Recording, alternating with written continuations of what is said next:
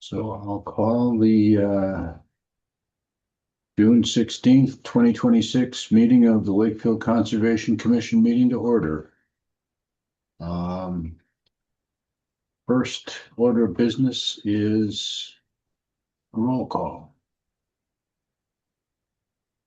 So I'll do you in the order you're on screen with me. Barbara, you're on mute. I see. Drew, you're also on mute. Present. Okay. Eleanor. Present. Jennifer. Present. And I see Ethan and Judy. Okay, so next order of business is to approve the minutes of the last meeting, the June 2nd meeting. I was not present for that, so I'll have to abstain, but were there any comments or corrections to those minutes from anyone? I had one suggested correction, which I didn't send by email, but it's for the 10 4th Street matter. My suggestion would be to, for that first bullet point to say, Mr. Benedetto states the following, and then kind of list the remaining statements. Okay. Judy, could you make that correction and send it back out to everyone? We can approve it at the next meeting, I think. Yes, I Oops. I see two of you on screen, which may be why you just got an echo there. Then I just had a minor edit, which I made to the not read presentation section. Okay. And you've sent that to Judy already? I sent that to Judy this morning. She forwarded it to everybody. Okay. Jennifer, your comment was not incorporated yet. Okay, so we'll deal with it at our next meeting in 2 weeks. At the first meeting in July.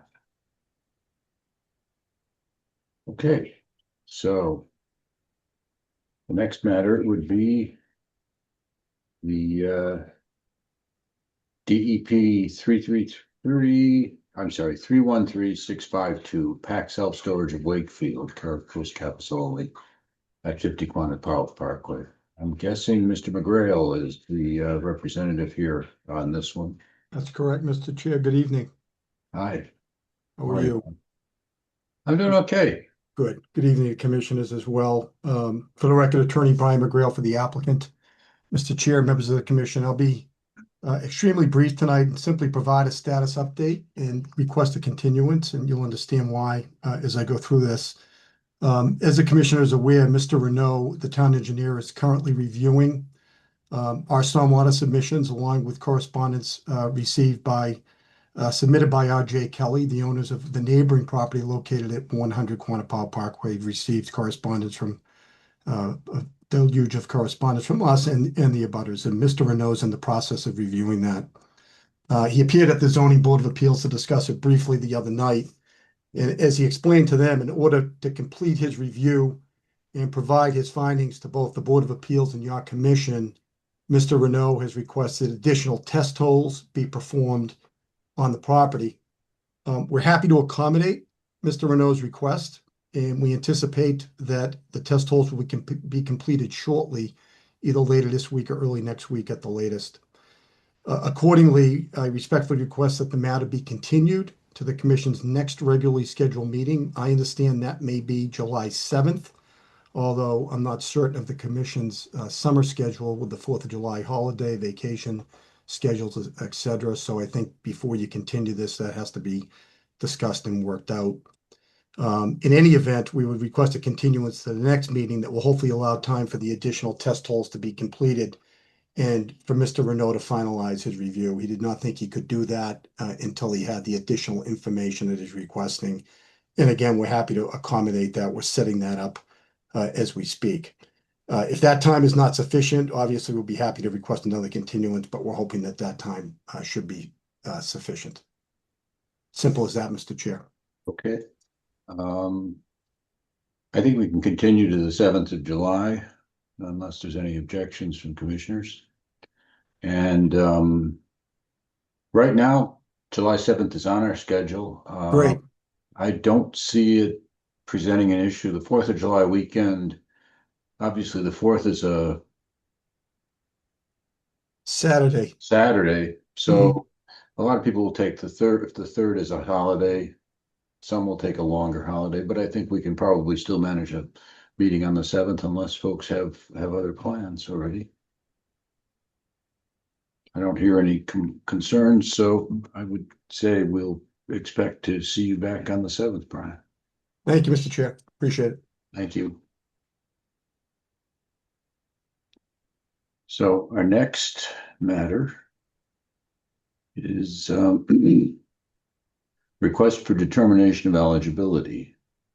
That's scheduled for 7:30, and that's 16 Wicker Lane for Peter Miller for removing an existing 10 by 10 deck and building a new 12 by 20 deck within 100 feet of a wetland resource area.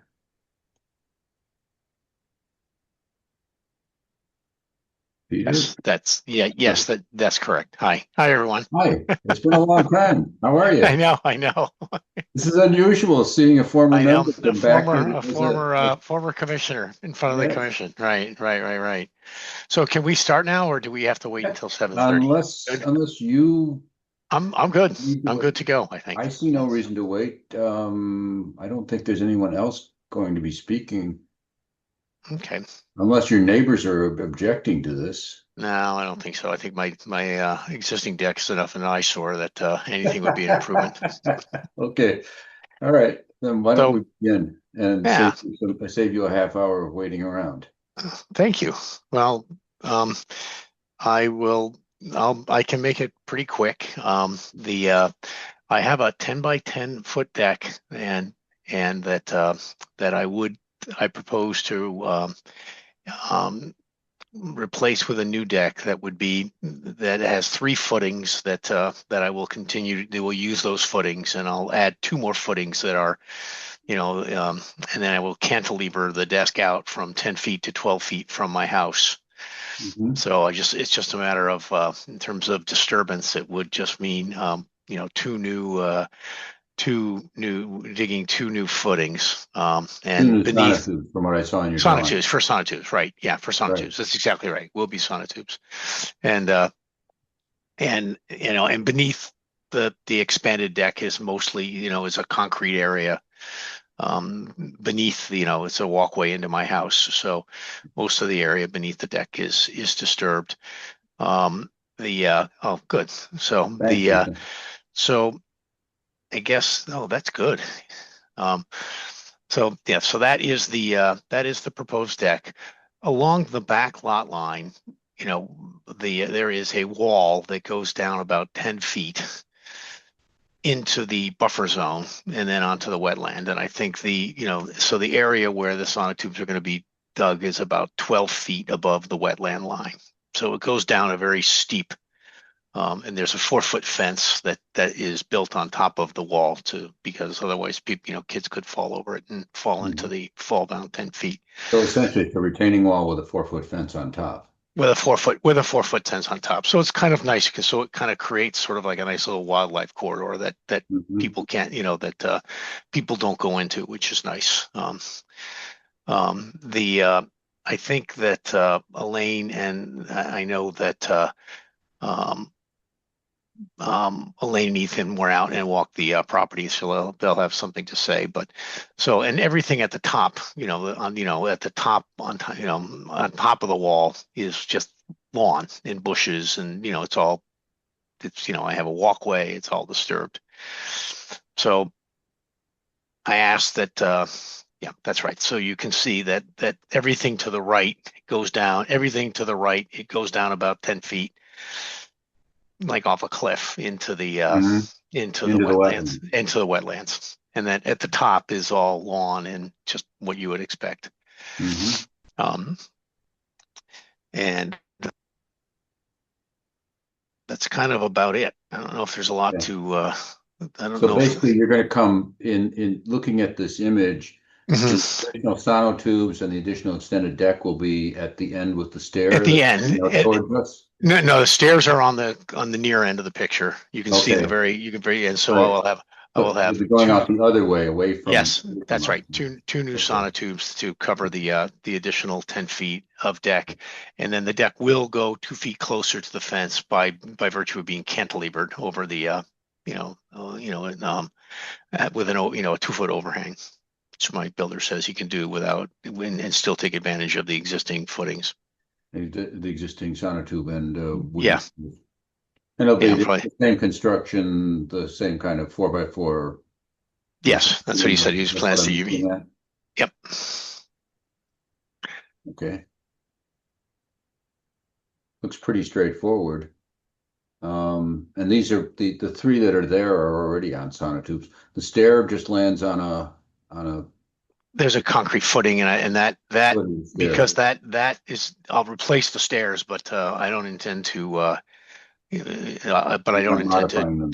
I'm not going to modify them. Yeah, and there's a small concrete footing at the bottom of the stairs, obviously, where the So basically, it'll come out in the direction towards us. toward those colored chairs. Yeah, in the back of the picture. Yeah. Yep. Oh no, I'm sorry. The deck will come. Now we're looking at it Deck from will the come opposite. towards us. The stairway will go towards the chairs. That's exactly right. All right. Okay. Looks fairly straightforward to me. I'll leave it open to questions from commissioners. Ethan, do you have any comments first? Anything to say regarding your site visit? No comments. The wetland is pretty far and downhill from here, so as long as you're using erosion controls in front of the fence, I think it's fine. Okay. Questions from commissioners? Remind me, what kind of equipment for the sonotubes? Is it pretty small to put it in? I have no idea what it means to put in a sonotube, but a sonotube is like it's like a Footing. it's a footing, yeah, with Inch diameter, Peter? yeah, they're usually like 6 inches. So all it is just a little bit bigger than than that 4x4. Right. Just sits right on Usually top they're of that. bored with I mean, I've seen them put Like in where they use a gas auger or something. auger. Yeah. So And essentially, it's like a little lawnmower engine at the top of an auger bit, drills the hole, push the sonotube, which is basically cardboard, down in it, pour the concrete into that. So I presume your contractor will move the concrete right. from your front yard or from your driveway. Yep. And pour it into the sonotubes. And I have really no way of getting any kind of equipment there to do that. I mean, I obviously a handheld auger bring down, but it's all the other material is going to have to be just brought down from carried down. So there won't be any vehicles in the backyard. You can't get one in the backyard. And so that basically they'll be bringing probably wheelbarrow loads of concrete that they mix out front or something. Or the way I do well, they can mix it out. They can mix it in the back, but they can't. They can't drive it down there. Yeah, right. Okay.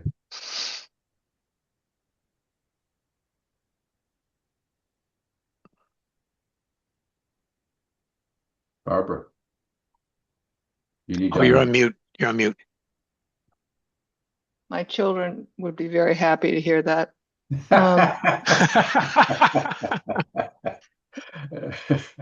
So basically, you're, as you said, cantilever, you're going really out 2 feet from those existing piers. Yes. It will go out 2 feet, right? You're going to replace the deck surface, I presume, with new. Yes, I'm going to rip down the entire deck, yeah, and replace it with brand new deck. Needs to be. Okay. So the only thing you're reusing of this deck are the existing footers, the three. The footers, the 3 footers. That's exactly right. Footers and the concrete pad where the stairs land. Yep, that's exactly right. All right.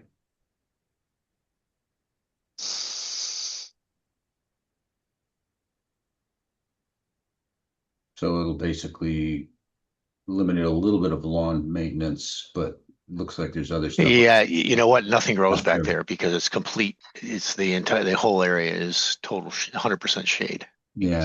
So the hostas grow beautifully, and it's about the only thing that grows back there.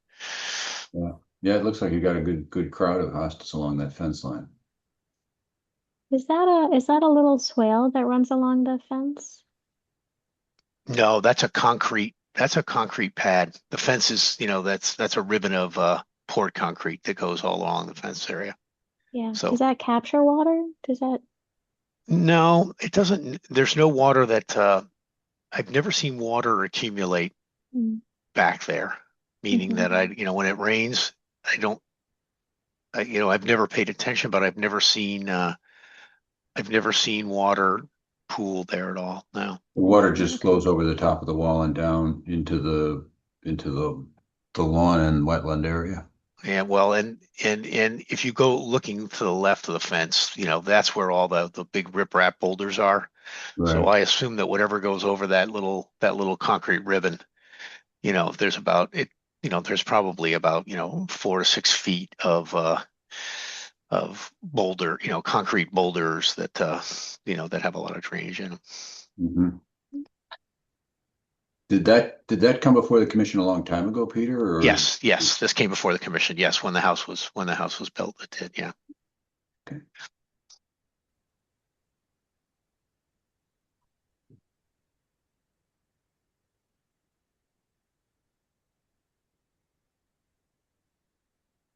So your request tonight is essentially an RDA, I think. A request for determination of applicability. Are we going to need? I think that's where we are. Yeah, it's an RDA. So the question is, are we going to need an NOI, or do we just treat it as something that can be done, since given its limited additional disturbance in the yard, it can be done without any further review by us? I think that's really the question for tonight for all of us. Peter's the distance to the actual wetland itself, 48 feet or 50 feet. I thought I saw that in Ethan's Yeah, write-up. it's just under 50 feet from the the where the deck would end to Okay. the wetland, right? And then it would go down, 50 feet horizontally and then about 12 feet vertically going down.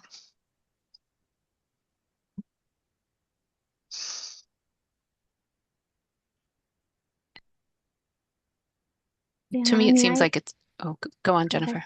Well, yeah, I think I was probably going to say the same thing as you, that I don't think it doesn't look like something that requires an NOI. I mean, I think really the only request has already been made, which is the erosion controls. Okay. Yeah, it seems I would be inclined to agree. So, Yeah. And I I think agree. okay. Pretty straightforward. Yeah.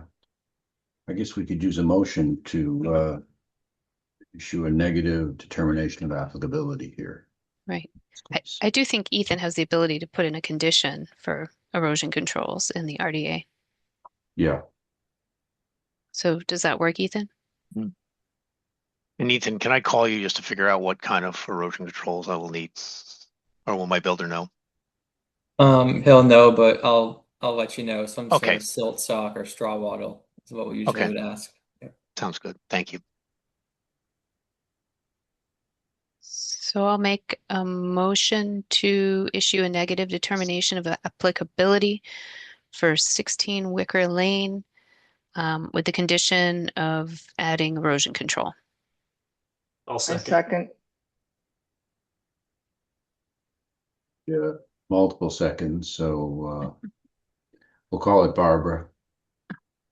And I guess all in favor of this. Barbara, Yes. Drew, Yes. Eleanor, Yes. Jennifer, Yes. and I vote yes as well. Peter, you're all set. Well, thank you all very much. I appreciate your time. Construction. And Thanks. Ethan, I appreciate you taking the time to come out to visit the site. You miss us? Pardon me?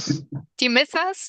Yeah, you know what? I do. Hey, 14 years. So it's, 14 years. Wow. yeah. Yeah. A long while. Yeah. So it's nice to see there's I'm the long termer, and I think, what have I been here? I joined in 22, so Mhm. 4 years. Well, I see some new faces, and that's nice. So Yeah, pleased yeah. to see that. Drew and Barbara joined us within the last, I don't know, how long have you guys been on? April, March, when did you Yeah, join? just this year. Yeah. Yeah, only a few Mhm. months. So you've got a bunch of relative newcomers. When I'm the Well, only you know what? Newcomers bring fresh thinking and ideas. So so Well, it's thanks for nice to see joining you all. tonight. Good to see All you right, as good to well. see you. And good luck Okay. with the duct construction. Thank you all very much. You take care. Bye. Okay, good night. All right. Next on the agenda, we're into other business. And the first thing on that other business is 10 4th Street, possible wetland violation discussion. Hmm. Yeah, I think a lot of us have seen 10 4th Street now. I went out there on Saturday and talked to the owner, actually. He was out. I think he was sort of expecting some of us to show up, and I think other others may have been there as well. It's a filled area that has intruded into a wetland over time. And previous owners used it as a dump. Previous neighbors used it as a dump. It's not clear to me that the same thing isn't happening now. I don't know, Ethan, what's your take on all of this? Yeah, so I went there last Friday. I sent her on my site visit summary, Mm-hmm. and then we did receive a letter from a neighbor today. I just sent that around today, so I'm not sure if you guys had the chance to I see haven't that had a yet. chance to see it now. What did the But it neighbors was say? they were just commenting on what I'd say just might be better to read it rather than my recap of it, All right. but just All right. commenting on the last meeting, and they sort of disagreed with a lot of what the homeowner or what the owner at 10 4th Street had said. But from my site visit, it seemed pretty consistent with what we had talked about at the previous meeting. There was sort of the debris had been cleaned up, but then the wetland and surrounding areas had some additional fill in the process. So there's definitely some dirt, sand, or gravel that is where it shouldn't be. So I think looking at, I'll send around some more pictures, take a look at that letter as well as the site visit summary. We can sort of start to brainstorm what you might want the site to look like moving forward, and then what it'll take to get there. Okay. I have not been to visit it. I don't think I know Drew, have you been there? No, Nope. right? So I've been maybe there. yeah, he and I can coordinate a visit together. Yeah. I did look at it on Google Earth, and it did seem like there definitely was quite a bit of vegetation that had been removed. Um, so I think, it's a challenge because, you know, I guess the thing I'm struggling to focus on is sort of um, what's, what are we looking at on the ground and what do we need to restore it back to? You know, um, is it a 3-year look back from today, or how do the regulations kind of see this matter in terms of figuring out a way forward? Ethan, what's your take in that regard? So with fill, it tends to be a recurring violation, so it can be looking back however far that the fill occurred. I think most of the fill would have been in the buffer, but we do like having the buffer to protect the wetland. So Mhm. at the very least, exposing the wetland plus a good sized buffer, and then just having as much vegetation on top of that as we can. So when you say exposing the wetland, Like kind of pulling some of the gravel and the fill off of it, Okay. whether it's on top of the wetland or right next to it. You can see in the pictures, it's pretty much, in some cases, the gravel's a foot from the wetland. And then if it was on top of the wetland, you wouldn't see that on the surface. So I mean, looking at it when I was there on Saturday, it was very hard to tell whether wetland had been filled or not, because essentially the vegetation came right up to the edge of the filled area. And, at a minimum, someone, I think combination of prior owners and current owner, have placed fill in the buffer area without any authorization. And it would have appear from the pictures that the current owner showed me, and that I think are in some of the materials, that there was a lot of debris dumped in there at some point historically. He said he took out. I'm remembering he said it several times, so I think I'm pretty correct. And he said he had 16 dumpsters of stuff that he removed from there. So it appears that it was a dump site for a substantial period of time to accumulate 16 dumpsters worth of debris. I don't know. Were you seeing that people are starting to use it as the wetland area as a dumping site again further down the road? yeah, we saw a path or two in the woods that was more for like lawn debris, grass clippings and stuff like that, but they sort of started to use that. So I think we'll look to address that as well. Okay. Yeah, I mean, it seems like we're going to need to do an enforcement order on at a minimum those kinds of activities. And I guess the question is, do we want to see a bunch of this fill pulled out to try to restore some of the wetland area? One thing that I noticed when I was there, actually, we were both there at the same time, and I think you Right. pointed this out too. We saw that there were at least, approximately half a dozen kind of dead trees that seemed to sort of be along what currently looks like the current wetland line. And we were Mm-hmm. talking about why are those trees kind of dead in a line? And I wondered afterward if it had something to do with the encroachment of fill, either the weight or changing the water depth. It is a wetland area, and Mm-hmm. my guess is I don't know what kind of trees those are that are dead, but if I were just to kind of take a guess, I would guess they are like something like red maple, something that could Yeah, survive it's in a really wet hard to tell area. because there's no bark on them. They're all basically Yeah, bare gray wood. right. And so it's almost I can't identify from just wood. But it made me wonder whether the changing conditions, because they really were somewhat kind of like hugging the line of, Yeah, although the they appeared to fill. be standing more or less in the wet part of the Yes. off the beyond where the fill had gotten to.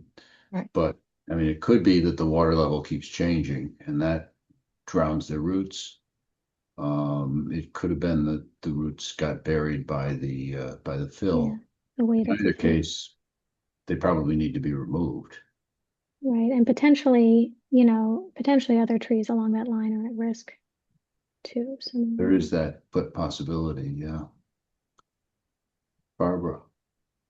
I was wondering, I've visited the property twice. I drove by myself and then I went with Ethan. Mhm. So I've had benefit of really walking around. I was wondering if would it make sense to take a core sample of the gravel and all that the fill that we'll call it the fill that he's put in to determine how close we are to wetland or water. And if we pull all that back or have him do that, are we right back to the road line? If you give a buffer and then you have the setback?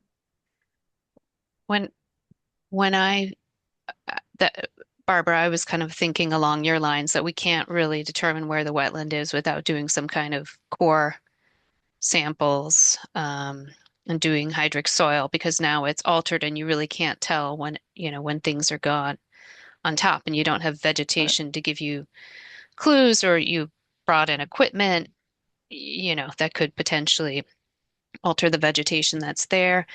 Um, so I would agree with you. To me, when I look at Mass Mapper and our assessor's database map, the wetland line, while you can't rely on it, they both seem to show the wetland line coming up pretty much right next to the road, except for one sort of small area. And the images that the person sent this afternoon, along with their letter, seemed to show pretty mature trees that were right up to what looked like the road. So, um, you know, um, yeah, again, it's hard to tell without actually investigating, where it is. I have another question, which is the letter that came today. It says we. It's not I. But there's no signature. Who is we? Who signed the letter? Sound like someone who was in the neighborhood at least, that seemed to have some knowledge and refuted basically everything, pretty much everything that the owner has said. Sounds like it was probably a neighbor that knows other neighbors share similar opinions, whether they worked on it together or not. I think it's similar to what we had heard from the first letters. This came in this afternoon. Well, we got it this afternoon. Yeah. Yeah. All right. It's a pretty in-depth, Yes. 5-page with bulletin points. Dates. Yeah, days. A lot. Yeah, lots of dates, and they say they have. I mean, they're throwing around dates, and they said that they've been doing, um, tracking all of this with pictures and notes, per day. Whether or not we could ever get that is another question, but they say they have it. I just wonder why they didn't sign it. Well, in the bottom, it does say they wanted to stay anonymous for certain reasons, But at a certain point, you know what I mean? If you need, you, I don't know if we need this person's name or not, but I mean, I'd assume to get fully in deep with it, you probably would. Ethan, what time did you send that out today? Probably 4 o'clock. It was with a couple other I materials. got the additional info. I got 50 Quantapowhat Parkway supplemental. Oh, it's the additionals there. All right. Yeah, it's the furthest link. 10 4th Street letter. Yeah. Got it. All right. Just had open the. All right.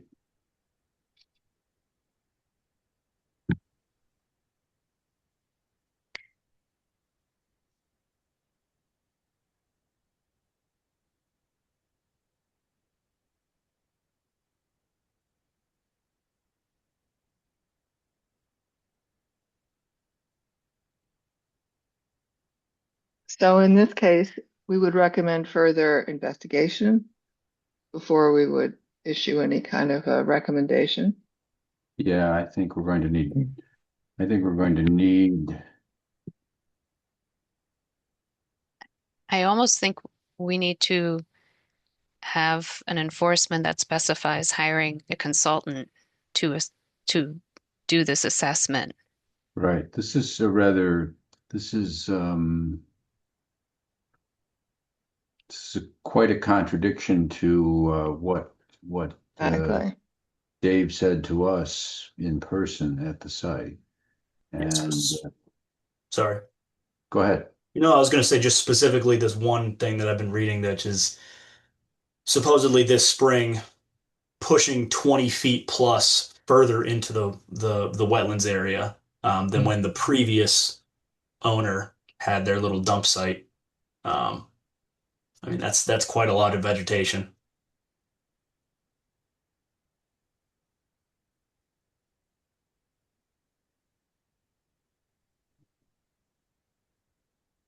Well, I mean, one of the problems is this is town land.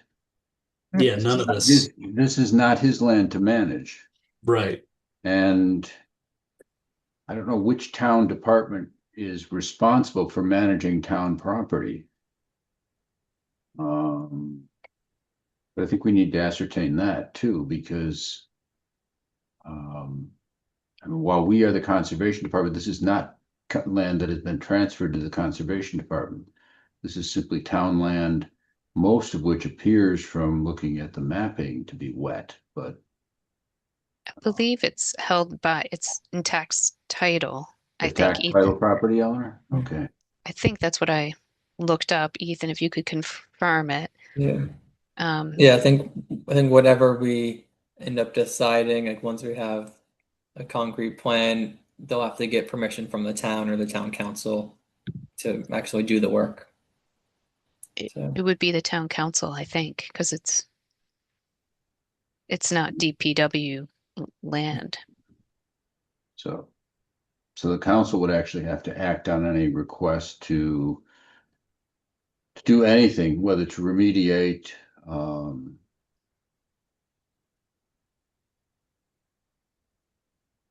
strike. Well, I Go guess ahead. no matter what, there's been, there's almost two issues. One is sort of the wetland, I guess the way I'm thinking about it. One is sort of the potential wetlands violations or work without a permit or Mhm. impact to a wetland resource area. And I think regardless of who the owner is or who did the work, I think we would want to get to the bottom of that to um, basically have a consultant or whomever, understand the extent of the impact. And then I'm thinking it would be up to town council to sort of help weigh in on a remediation plan. I mean, obviously we have to adhere to the Wetlands Protection Act, but to some extent, I think they have to be on board with the remediation plan. At least that's the way I'm thinking of it. The lot is held under the town council. It's not tax title. Oh, okay. Thanks, Judy. So the town council would actually be the one issuing any orders and making any decisions about how it would have to be remediated. Well, I think that the commission could probably say that like personal property and effects have to be removed, you know, as a start. I mean, that would accomplish something, but it's the fill issue is the Yeah, that's I think our bigger challenge right there. And doing any kind of assessment, we could put that on the abutter who's making use of it, since I would guess he's placed a fair amount of that fill himself over the years. I need to read that letter, but just a quick scan of it makes it sound like we got fed a rather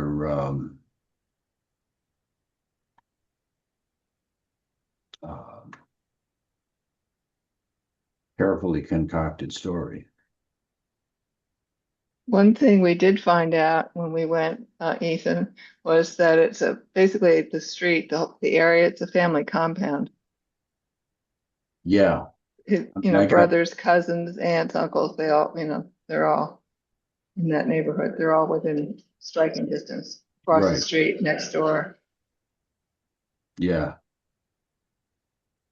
So this play lot was benefiting all of them.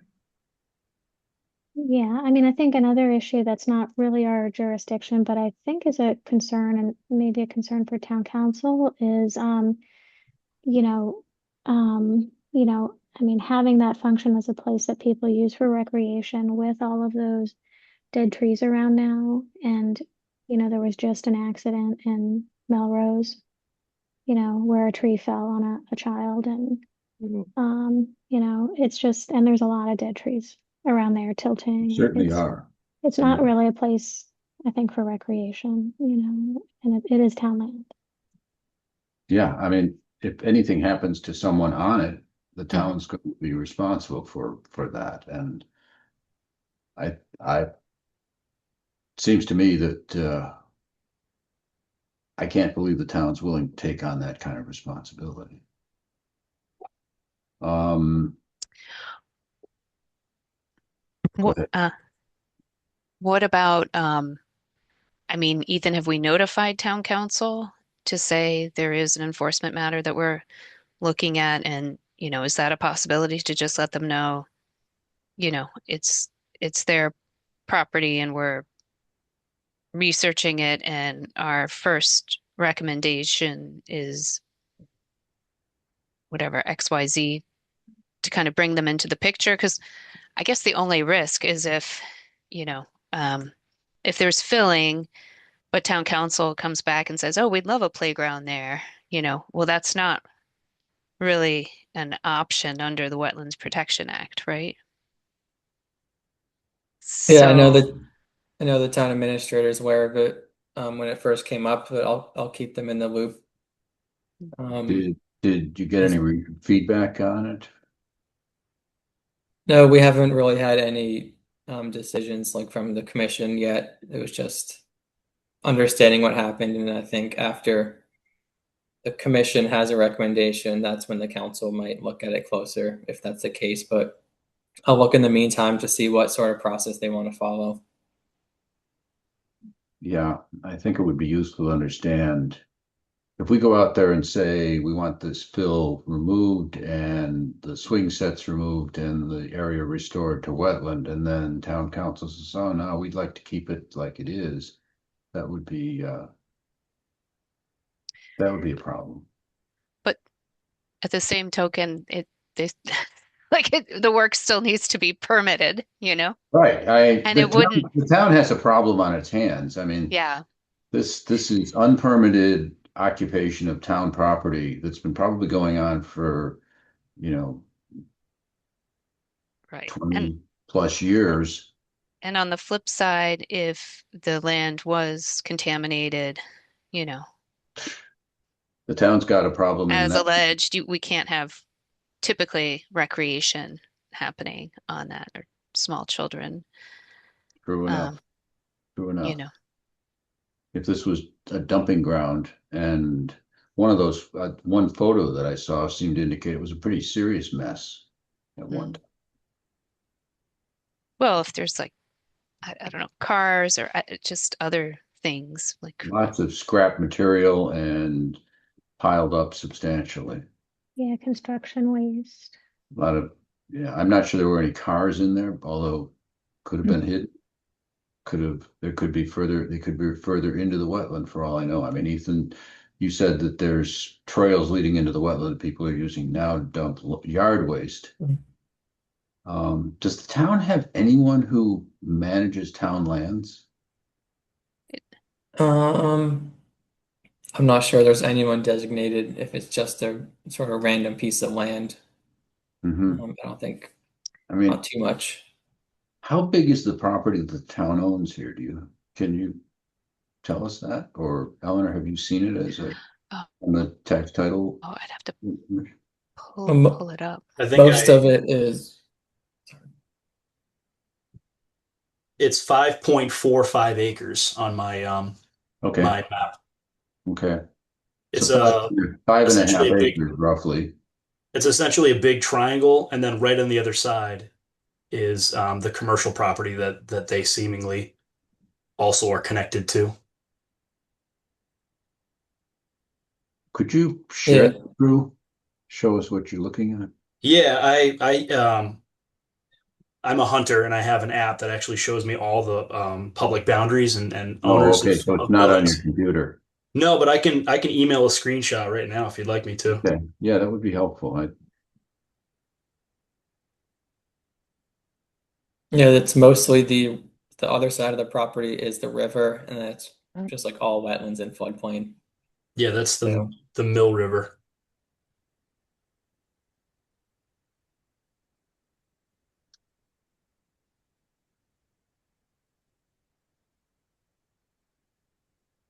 I'll share quickly while you're doing that this one Okay. screenshot that I have.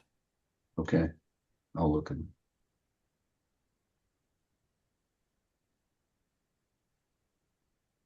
So there's the property around here is what we're looking at. Mhm. If you can see my mouse. Yep. And then looks like down here is where there's the other trails. Other than that, it's pretty much wetlands. Right. I see. Okay, now I see how it goes as a triangle. And that corridor up towards the top of the page is private land, not part of the town's property. Just above where your mouse is. Yeah, I There. think that's where there's a commercial buildings up here. Okay. Okay. I just sent those screenshots along on the same thread as the additional info, I believe, Got it. that you sent, Ethan.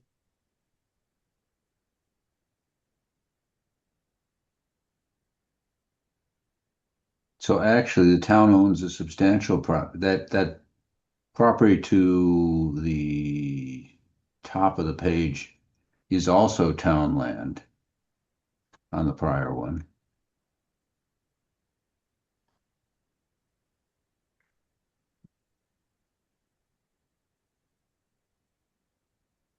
Okay.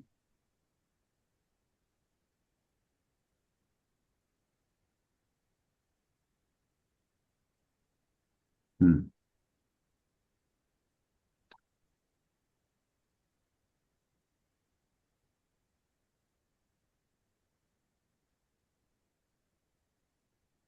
So essentially, there's been a substantial occupation of town property for some time here,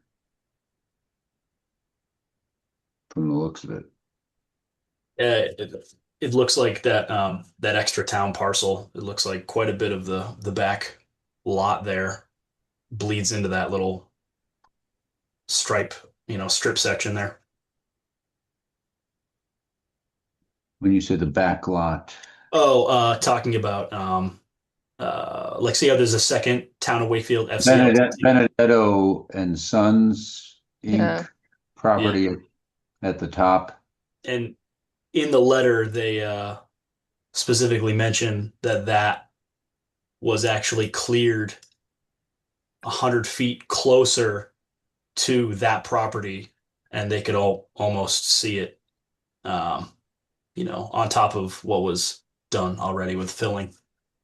Now, are they occupying town land there as well? It would appear that they are. Yeah. In this photo that you've shared, Drew. Mm-hmm. And this is all a lot of this data comes from, the Massachusetts overlay. Sometimes it's not exactly perfect in terms of like exact footage, but it's pretty darn accurate to the map that it overlays on. Um, you know, I'm sure a boundary assessment would need to be made, but it's pretty darn accurate. Mm-hmm. I mean, I think, Eleanor, as you pointed out, this is a bigger issue than just wetland intrusion here. Hmm. I mean, there's some rather substantial occupation of town property on the other side of the large wetland parcel that looks like they've cleared and filled substantially larger area there, and on that, based on that photo at least that I'm seeing.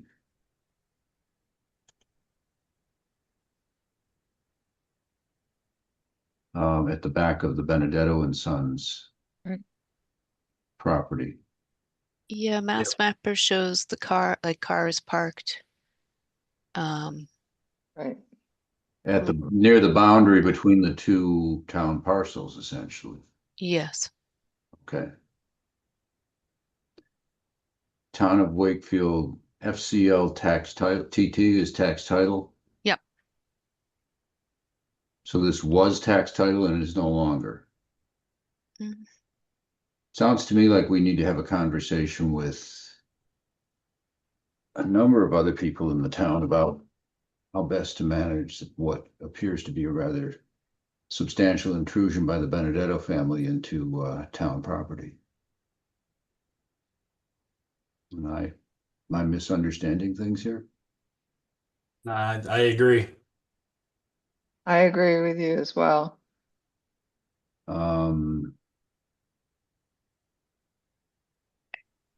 I don't know what the condition of the land that they have cleared up at the, what I'll call the north side of. Let me share my screen for a moment. Oh, I Mhm. can't.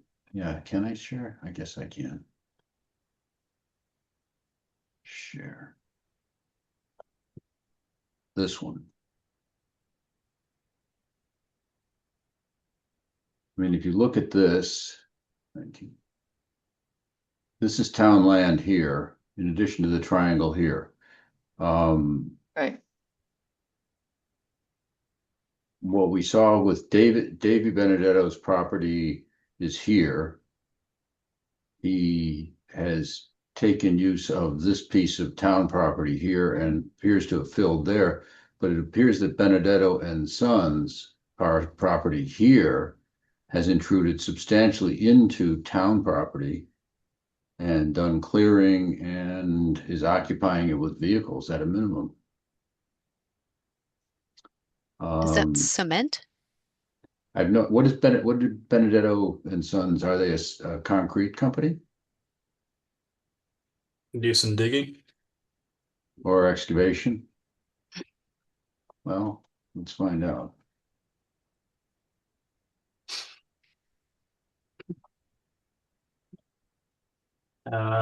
General automotive repairs, truck repairs, and heavy construction equipment maintenance. Whoa. Oof. So they filthied up that is a reputable family-owned automotive repair and contracting business. Yeah. And that's on New Salem, which is that other side. Right, okay.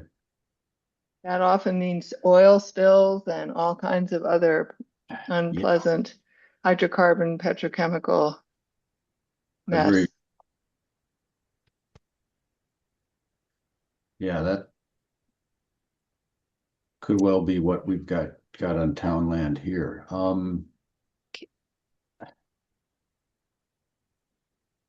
Well, Can we consult town council on this? Tom Mullen, Mullen? absolutely. Yes. I think that's the first conversation we need to have is with the town attorney, and then take it from there And to I think we probably need another letter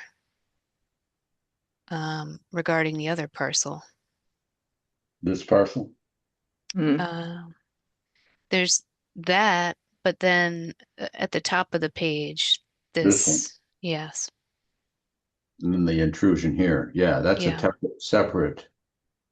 Now, can we tell if there are wetland impacts there? It is in a buffer zone. It appears to be from Mass Mapper, and it's hard to tell the distance from the Mill River, but the Mill River essentially runs Up and along the down. left side of the Mill River's property. over here to the left. Yes. Yeah, it's You're essentially the still property seeing my line screen, aren't you? approximately. Yeah. Yeah. So the Mill River runs this side of the town's property. I'm sure there's wet extending out into here. How far does it go up here? Well, I can put up my Mass Mapper if you want All right, I'll to look close at out what of this. Mass Mapper is Stop showing. sharing and you can share with us, Jennifer. Okay.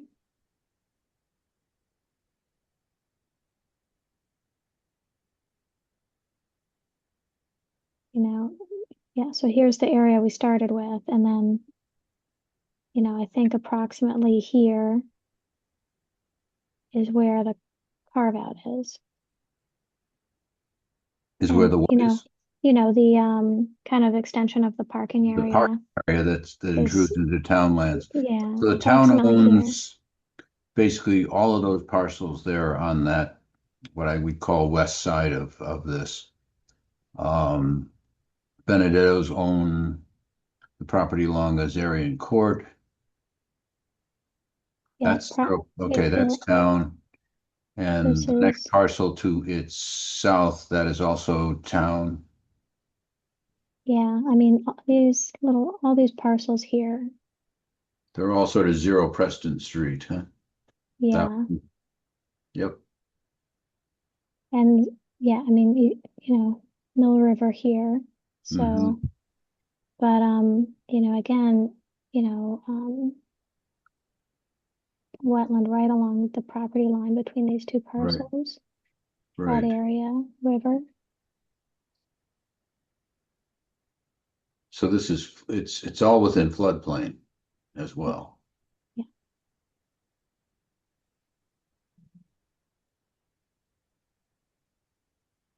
Yeah, wooded swamp is what this is. This is wooded swamp, yeah, this area, the green is wooded swamp. The Yeah. broad green lines, I presume, That's the are showing floodplain, that's Title V buffer. Title 5 buffer. Is that for Um, septic? yeah. And then the blue is the Flood. flood zone. Blue is 1%, so 100-year floodplain. Yeah, and then we have, I think the blue and orange hatched is what this is, regulatory floodway around the Mill River. Okay, I think doesn't seem to have been intruded into, if I'm recalling the prior map properly. So the legend is here on the bottom left corner, 200 feet. Yeah, So it may not be, it's hard to know. It's close, but I'm not sure it's within 200 feet of the river, but does seem to be within the buffer of this demarcation anyway, you yeah. know.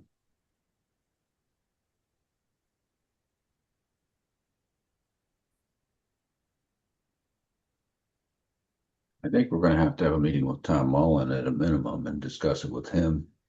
And then figure out a strategy to take it forward from Yeah, there. Tom Mullen had suggested, when we do our review, issue the enforcement order, and then they can take that and work with the town council as the landowners. So I think he would probably like to see more answer from the commission as far as what you want to see on the site. Then they could take it from there to actually do the work and see what it takes to get that done. Well, I Because he guess, wouldn't advise on like wetland stuff. He would just right, yeah, I guess we need to do 2 things. I mean, one, we'd have to do an enforcement order about this parcel opposite 10, opposite number 10.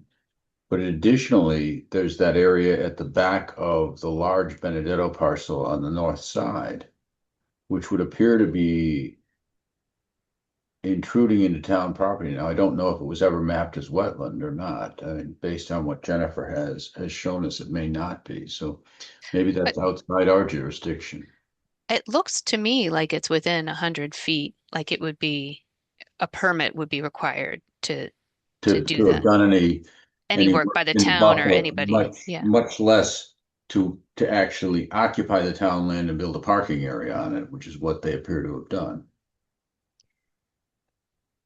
Unless we'd have to go back and look at that, unless that parking lot was always there when the town acquired it. We'd have to look at Yeah, that. yeah. I guess we need to understand, when did the town acquire it too? Um, for that other piece. This one I looked at, the triangle piece, I think was the turn of the century, like 1901 or something when I looked at that. Really? Wow. Yeah. Okay. Yeah, last sale 1901 0101 is what's on the for 0 Preston Street.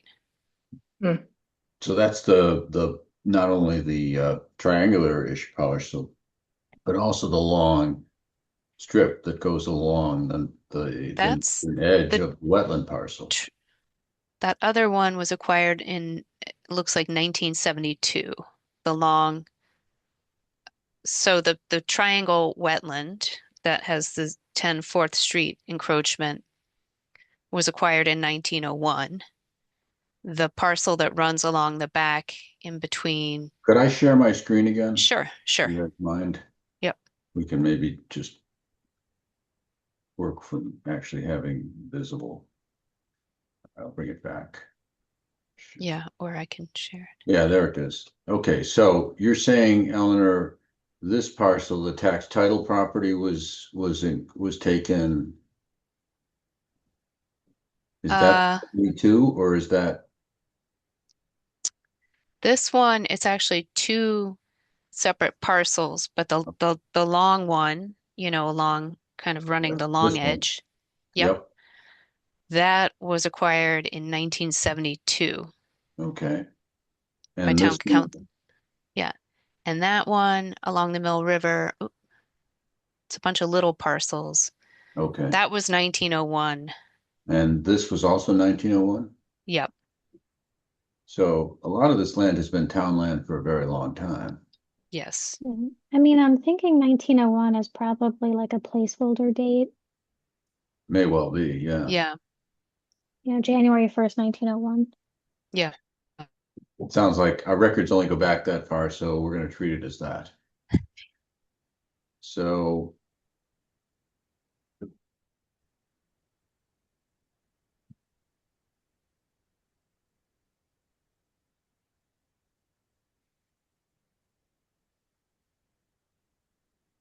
first step to get a characterization, request that the occupier, not the owner, but the occupier of this parcel, provide us with data on what is below the surface by having some test borings done.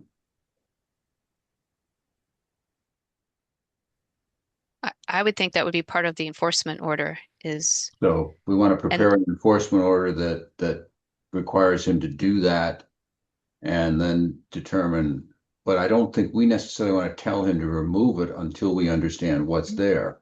correct. Correct.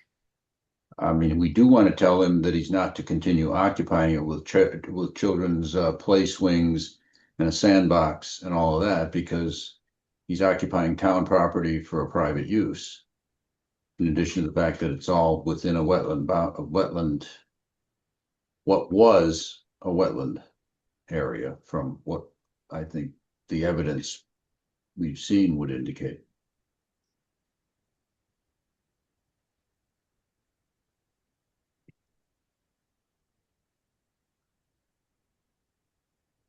They never at any time in my conversation with Davey, he never indicated that the town had given him authorization to use that property. Did any of you who visited it separately hear that?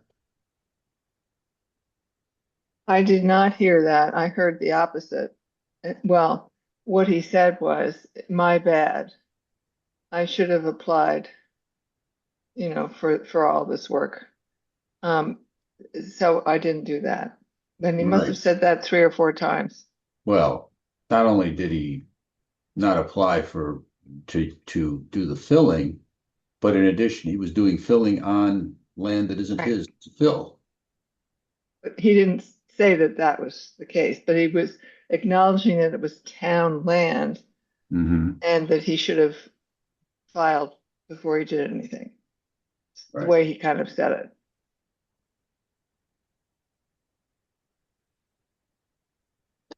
Sort of the better to say you're sorry than to ask permission approach. Yes.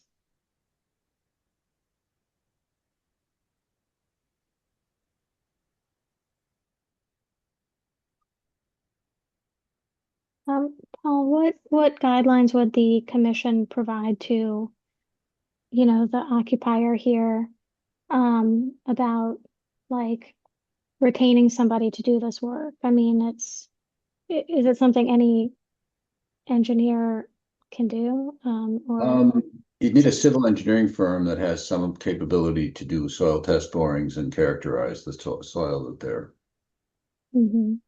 that they're bringing up with their test borings. I don't know how deep we'd want to go. At a minimum, we'd want to go as deep as that fill that which is probably 4 feet to 6 feet. Based on just having stood there, I can't say I'm a real great estimator of height, but it seemed like at a minimum I was 4 feet above where I sort of took the wet area to be below me.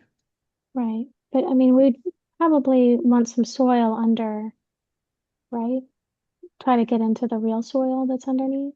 You'd need to go below, you'd need to go down probably something in the order of 6 feet. I think he needs to engage a qualified civil engineering firm to do that and to characterize the area that's been filled.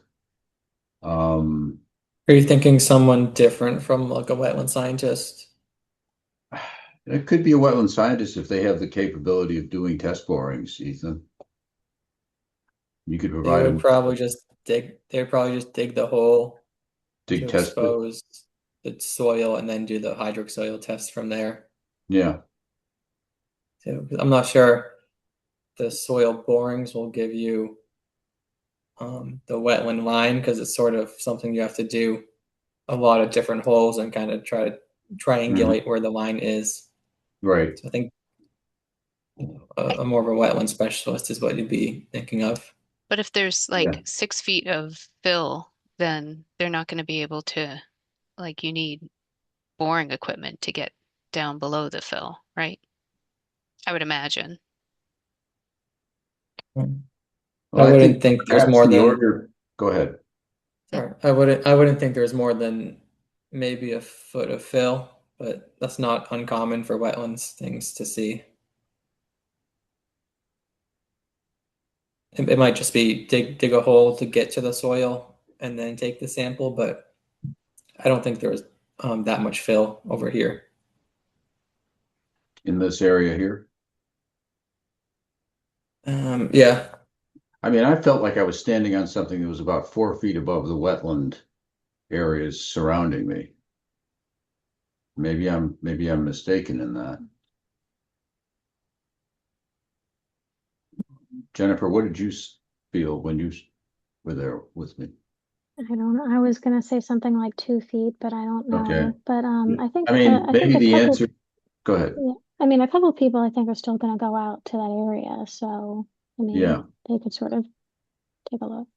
Well, perhaps what we want to order is to hire a qualified wetland scientists and who can characterize the extent of the filling in the wetland, both in terms of depth and aerial extent in this part of the wetland. Yeah, I could always draft an enforcement order and Okay. then reconvene at the next meeting from there. I think that's probably the best way to approach it at this point. I also think I may go, I guess I'm not sure I can get into the Benedetto property back here because I'd have to be trespassing on Benedetto lands in order to get to the town property, wouldn't I? I just sent another picture as well, another screenshot that I took. That's more of a wide view, and that's actually on the Wakefield Gov's land viewing application, and it still shows that same line going right through. I sent it in the same. It's like another reply in that same thread. Yeah, I'm just waiting for it to show up.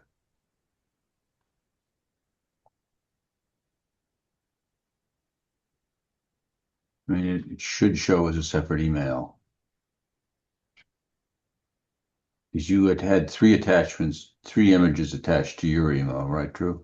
Yep. All right. I just refreshed my email again. It's still not here. I'll stop my sharing for a bit and see what we get. That might actually improve my likelihood of getting the email.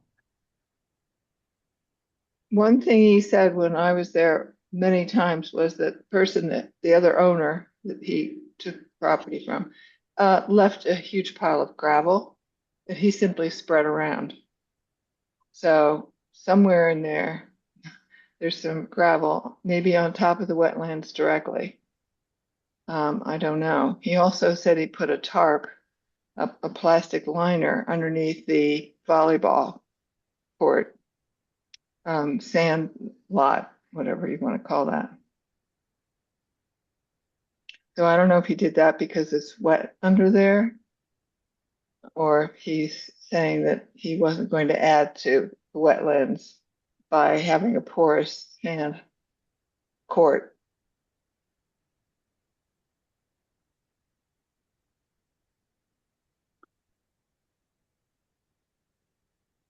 Well, Drew, I'm not getting anything from you in this new. Yeah, I haven't either, actually. Can you just bring Oh, it? you know what? It looks like I just sent it to Ethan. Hold on. Oh, Hmm. Should have done reply all.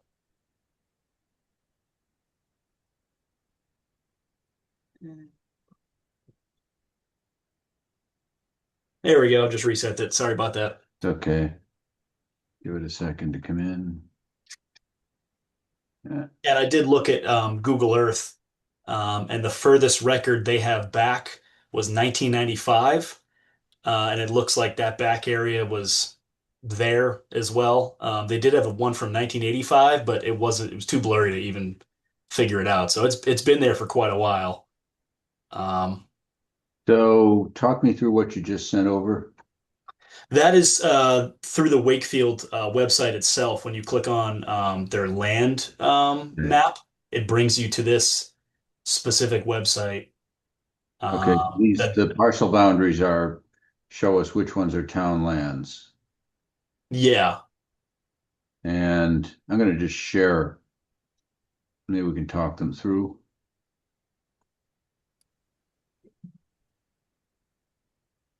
It's this one, yeah. Okay, so what we've got here is the area where we started being concerned about is this area here, which is where it's been filled. And I'm not sure what this is unless it's further extent of that fill. That to me looks like the area where the volleyball court Volleyball, mhm. where he ramp is. sort of set up a volleyball court, yeah. And then, and this is the 5.5 acres, this parcel,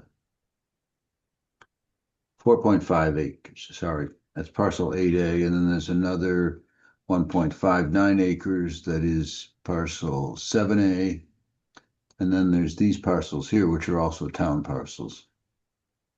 At least these two. And I can't speak to others. yeah. The number 4, which was is number This one, Yep, that's town. that's town. 3 is town as Number well, correct? 3 is town. Yep.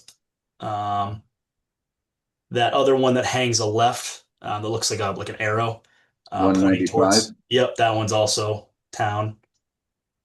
Um, I believe. Town owns a lot of land that other people use. Yeah.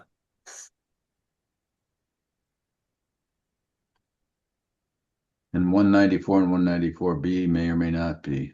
194, 194B is actually Guilo's, so across the street, the airplane company. Oh, okay. And then the other one right on top, the 194A is another private owner. Okay. Yeah. Over here to the right. And they're right on the Mill River there. But Right. yeah, that parcel of, was it 7A, I believe? That's the one that goes This seemingly one. right through. This, yeah, it appears that 7A is a rather long parcel of the towns. And it's been almost bisected by this expanded parking area. And this aerial shot, it says it was taken in 2026. I'm not sure. This aerial shot. Okay. Yeah, it says taken by an Airbus, which is a very large airplane. So it's as recent as I think we could get, probably. Mm-hmm. looks like some of the stuff has been pulled back. The vehicles that were parked down here are no longer there. Yeah. There are still some things that intrude at the right along the boundary and over here on the right side of the parcel Right. property. I have no idea what we're looking at for this. That's his family business. I don't know whether that's him or not. Right. That pavement area went back as far as 1995. This area here, Yeah, I under think my that's what area? Drew was saying. Yeah. Okay. Yeah. On Google Earth, that's as far back as it goes that you can actually see, and it's been there forever. So, Mhm. And this filled area here, well, we've seen that that's been growing, and it's certainly growing into the town lands. yeah. So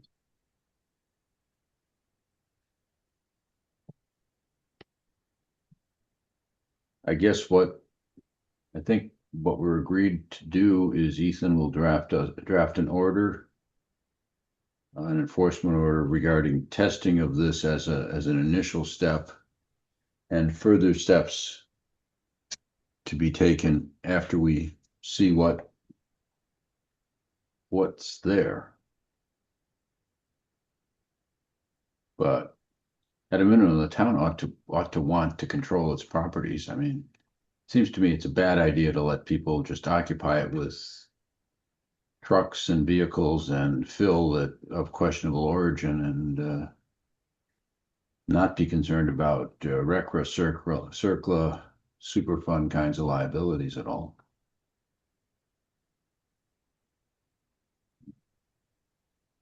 Certainly, if I were the owner, I would be.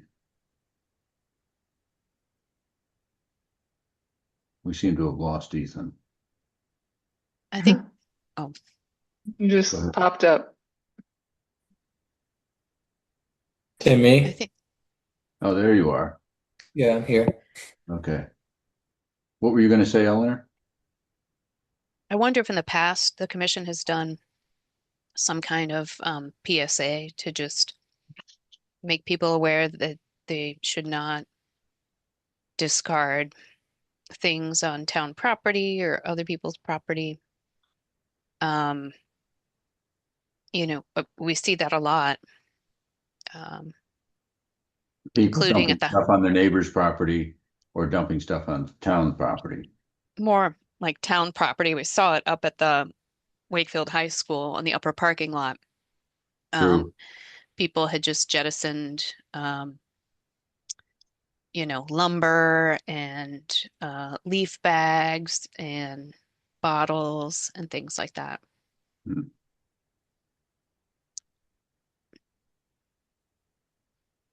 I think And fining. sorry? Fining. Yeah. I mean, it seems to me that the town needs to take a somewhat more proactive stance to deal with dumping on its property. Hmm. And that goes well beyond our authority. And we can deal with this particular area here because it's an intrusion to wetlands, but I have no clue what's over here or what was over there before Phil was placed, much less, as you described, Eleanor, parking lots at the high school or whatever. Yeah, I mean, I actually think I can think of three examples of things like not like this, but fencing being put around town property, just in the past few months. So I wonder if Really? people, oh, yeah, on-site visits that we've done recently. Mhm. So I wonder if people believe that they can sort of acquire town land through like adverse possession, which I think we heard you cannot, so. I think we need Tom Mullen to give us Yeah. an answer in writing about that rather than just hearing it. Yeah, I agree. Let Mhm. me,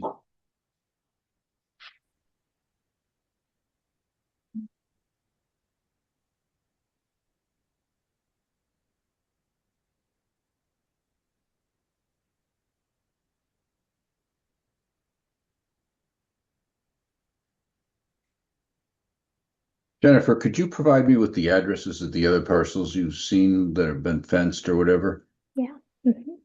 Because I'd like to send a note to Tom which would come from me, but all of us, on behalf of all of us, basically saying, look, we've encountered this particular site, but in addition, we've done other site visits where we've seen, abutting property owners essentially taking use of town property. And we'd first like you to confirm our understanding, which is they can't take town property by adverse possession. And then the question is, what kind of responsibilities and liabilities is the town likely to be incurring with these kinds of uses? Does that make sense? Yeah. I'll draft something like that. And Ethan, I think if you can draft an enforcement order for the sort of an initial stage enforcement order related to this particular property at Fourth and Third. I like that. We're at the corner of Fourth Street and Third Street. Developer was taking a creative approach to numberings. But we can start with that. We'll approve the order at the next meeting. I'll maybe get the letter off to Tom Mullen at least to get us a little bit of clarity on the issue of adverse possession of town property. I'll get that off in the next day or two. Don't, I'm Go trying to ahead. think if there have been any others. Don't we typically instruct people to remove fencing or things like that, and to have a survey like where they've encroached? Sort of at a minimum here, I think Mr. Benedetto needs to have a survey done as well as an evaluation of the fill that's been placed. And then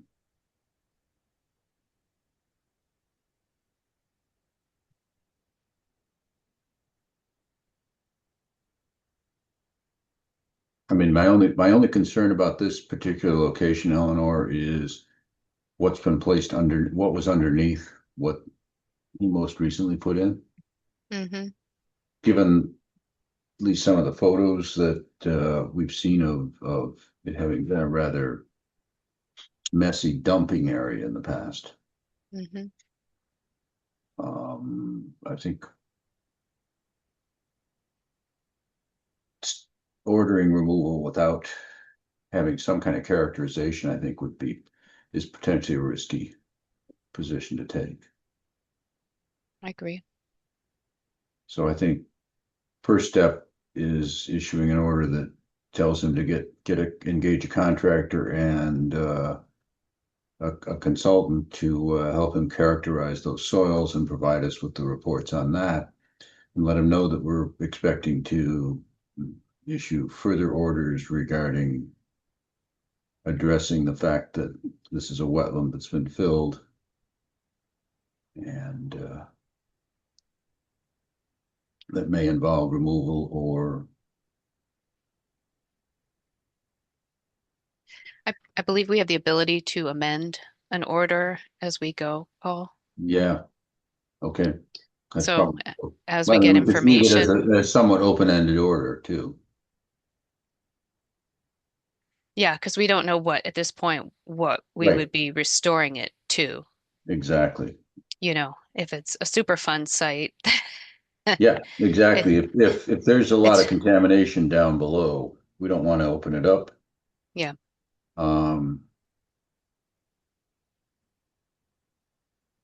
But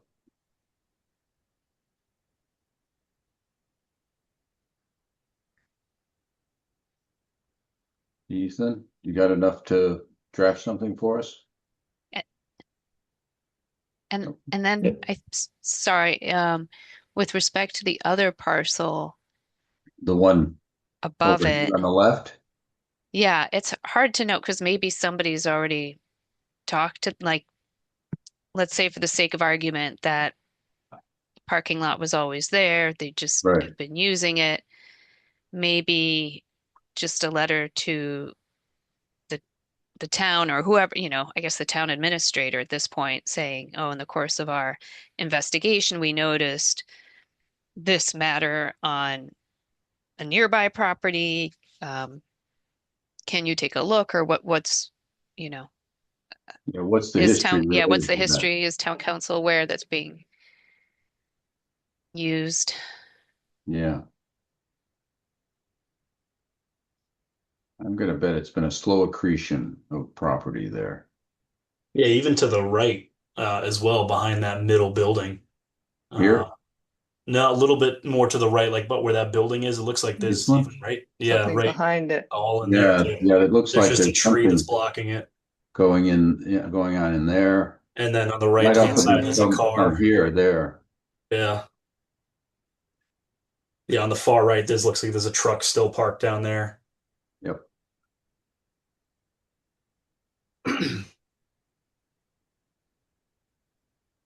That letter we should address to town administrator with a copy to town attorney, right? I would think so. Okay.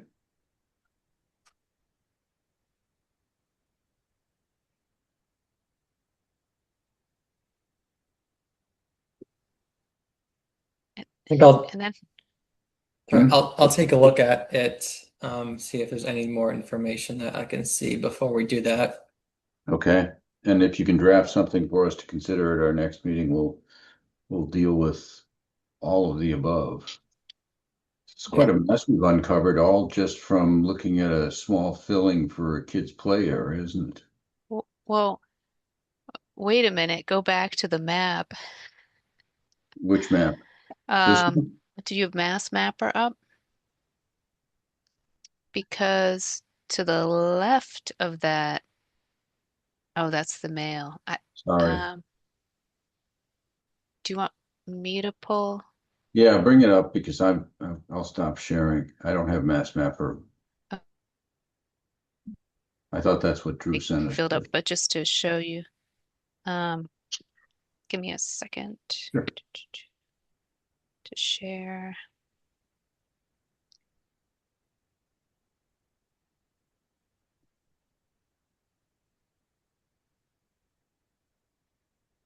Can you see my screen? We will be. Yeah, now we can. Yep. Okay, so this is 10/4, right? Right. Oops. Yep. Okay, I don't know why this thing, 0 Preston Street, Right. and that's the parcel. Do we know what's going on here? Is this also 0? Hang on. Let me pull it up on Mass Mapper. It's very close to the The river. river. Yeah, let me see if I can. Hang on a second. I'm gonna go. Can you still see my screen or is it the old window? We're seeing the screen that you brought up with the orange boundaries around that triangular Oh, parcel. you're still seeing that? Okay, let me hit stop. Hang on.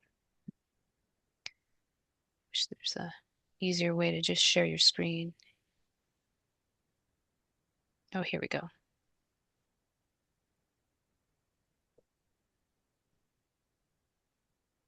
Can you see that? Yeah. Okay, I see 10. It's in 4th, and then this is what we were looking at before. This is Google Earth. Yeah. I'd have to go back to see what this is, but do we have a project going on here behind? Let me zoom Isn't that out. Wakefield Concrete? Is this Wakefield Concrete here behind Acela? Yeah. Yes. Yeah. Ah, okay. So it always looks like this. Yeah. Yeah, Okay. that's That's owner. that's not ours. That's not town land. No. No. Okay. It just stuck out when you look at it like that. Okay. It does Perfect. look like a concrete wasteland, Yeah. Yeah. but yeah, you can see the trucks parked off to the left, Eleanor. Yeah. Okay. All right. So I'd say that's not an issue for us to Okay. worry about. I think The We other have- one, yeah. 2 is enough. Yeah, Okay. it's one more than we thought we started with. Yeah, right. Okay. All right, Ethan, I think you've got some drafting to do for us. Sorry, buddy. All good. All right. Let's see. Find the agenda.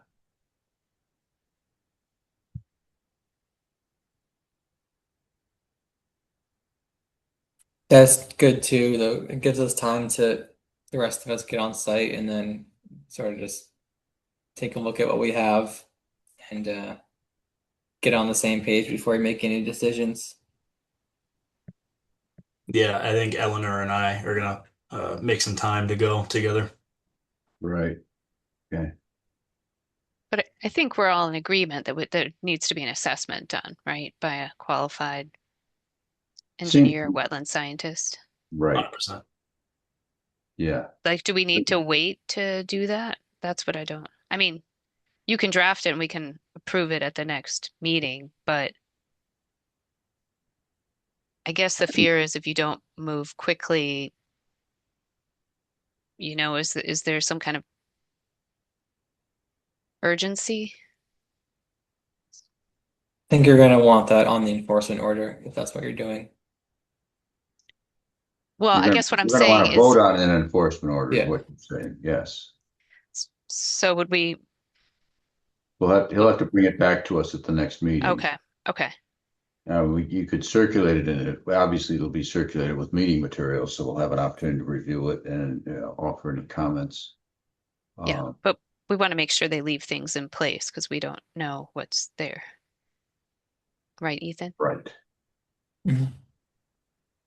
I didn't get the sense that David Benedetto was thinking about moving anything out of there. Okay. No, we told them no more work until you hear further from us. Oh, you did? Okay, good.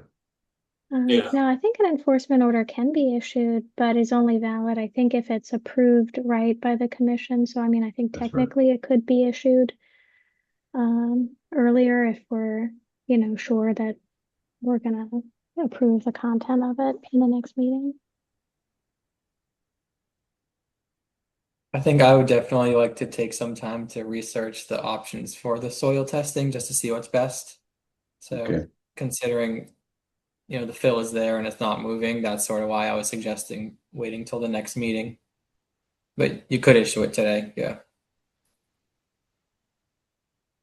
But I want to see if it's more of a soil boring versus a wetland specialist or what sort of results we could expect with each one. Or we might even actually be able to hire a civil engineering firm that provides both too. Mm-hmm. Or ask him to hire a civil engineering firm that provides both. My experience elsewhere has been that oftentimes civil engineering firms do have that wetland Both, yeah. in-house, Yeah. but I don't know whether that's characteristic in Massachusetts or not. They might do both, but I think the tests would be very different. Oh, yeah. To get a wetlands line here, you would need maybe 50 test pits, for example. So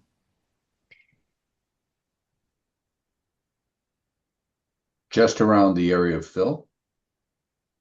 well, you'd start at the wetland and go further away until you no longer see wetland soils. Mhm. But then you would do that from every bit of the boundary. That way you could pinpoint your little coordinates and draw a line. It's not just a point. It's Right. you want a point above the Yep. wetland and below the wetland line that shows hydric soils versus no hydric soils, but Okay. can take a little bit to get there. Okay. Well, then we'll look Yeah. at something that you draft. Well, I guess and seeing what kind of fill is there. If I a think wetland that's our scientist first can concern. figure that out. Yeah.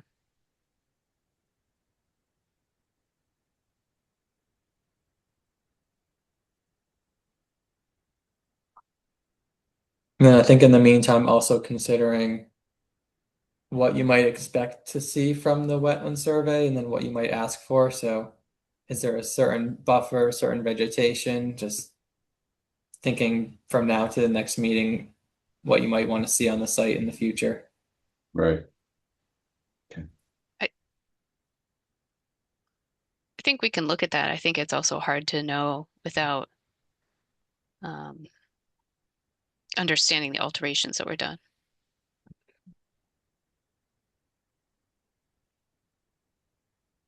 Confirming what was done. I mean, I think Yeah. we all have a pretty strong opinion about what has happened here, but I'll be right Yeah, back. confirm what's done. Sorry.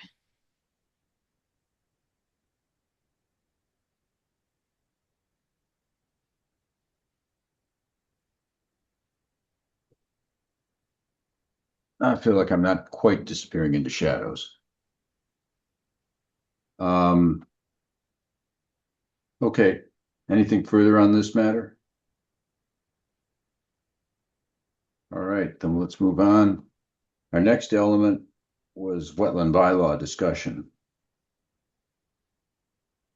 Okay, so Eleanor, Ethan, Bill Renault, and I met last week to discuss comments from Ethan and Bill on our most recent bylaw draft and regulations draft.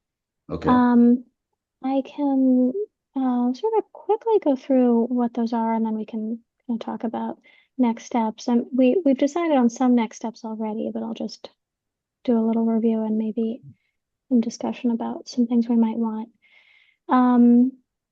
Okay. So Ethan and Bill both gave comments. My takeaway from the meeting was that I think primarily Bill's primary concern had to do with whether buffer areas are resource areas. He thought that is something, people would object to, feeling as though their like backyard is now a resource area and previously it wasn't.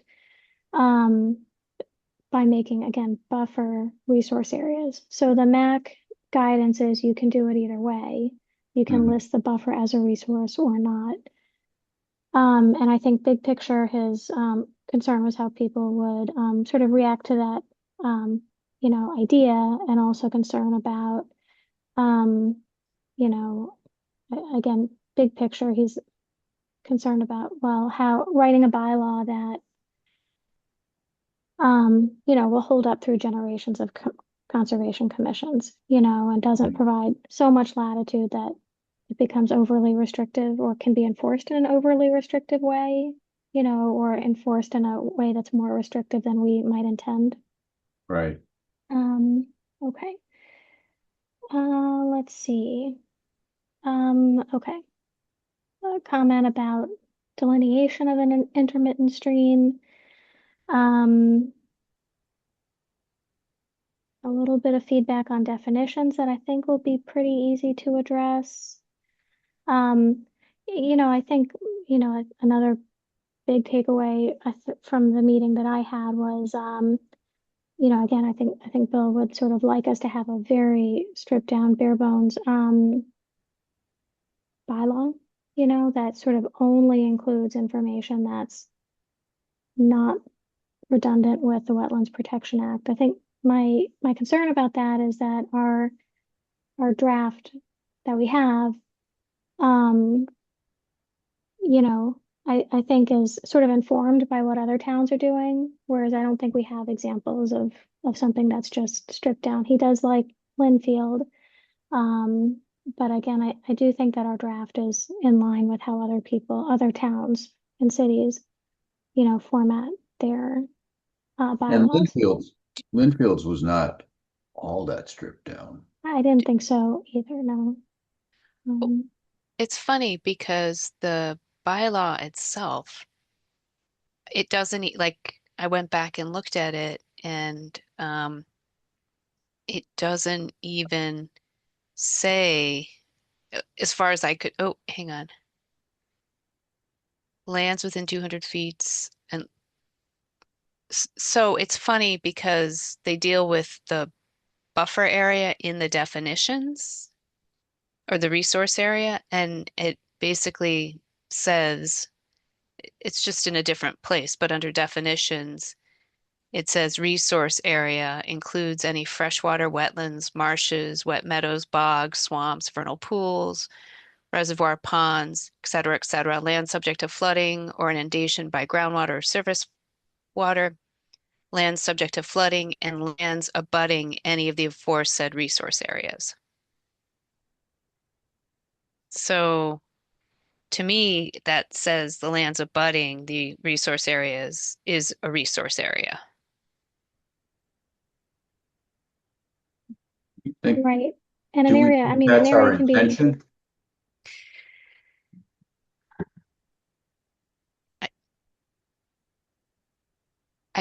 I had always understood you sort of need to make the buffer zone a resource area in order to, um, you know, for it not to be, I forget the term, like for it to stand up in court, basically.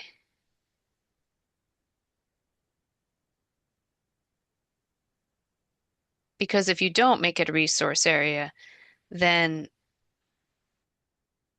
I think an applicant could just say, well, I'm meeting the performance standards. You know, the Wetlands Protection Act doesn't say that changes to buffer will impact the resource itself. So I thought that was sort of the rationale behind that. I'm probably not explaining it very well. Seems like it becomes somewhat recursive, Eleanor. Yeah, I mean, to me, Linfield has, in reading through it, we were told Linfield does not define buffer area as a resource area, but I just read the resource area definition to you, and lands abutting and, any of the resource, it's included there. Well, I'm just looking at our Yeah. draft.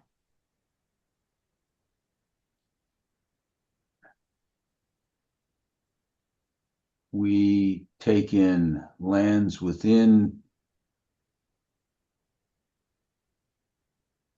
25 feet of intermittent streams and isolated wetlands, and lands within 100 feet of any such resource areas, such lands to be considered as the buffer area.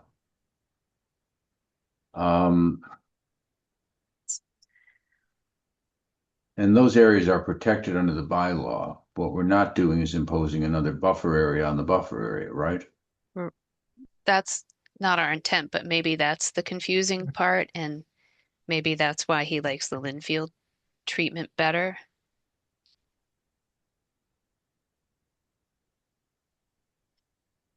well, it sounds like Linfield just goes about defining buffer as a resource in a more sort of discrete way, not obvious way. Yeah. Well, I mean, go ahead, Jennifer. I'm sorry. I'm just writing down notes as we're talking. I mean, it's something we can, ask, Tom Mullen to read this and give his impression. But, I mean, I've looked at this in the MAC, and I'll go back again and look at the MAC, kind of guidance. But I mean, I think they say you can list it as a resource or not. So there's I the think legal question and there's sort of the public perception. right. I mean, looking at our definition, I'm looking at the May That's 5th right. draft. And that specifically, the following resource areas, any bank, etc., land under the above resource areas. C is vernal pool, whether certified or not. D is lands within 100 feet of any of the aforesaid resource areas, such lands to be considered the buffer area. And then intermittent streams and isolated wetlands is E, and then F is lands within 25 feet of intermittent streams and isolated wetlands, such lands to be considered the buffer area.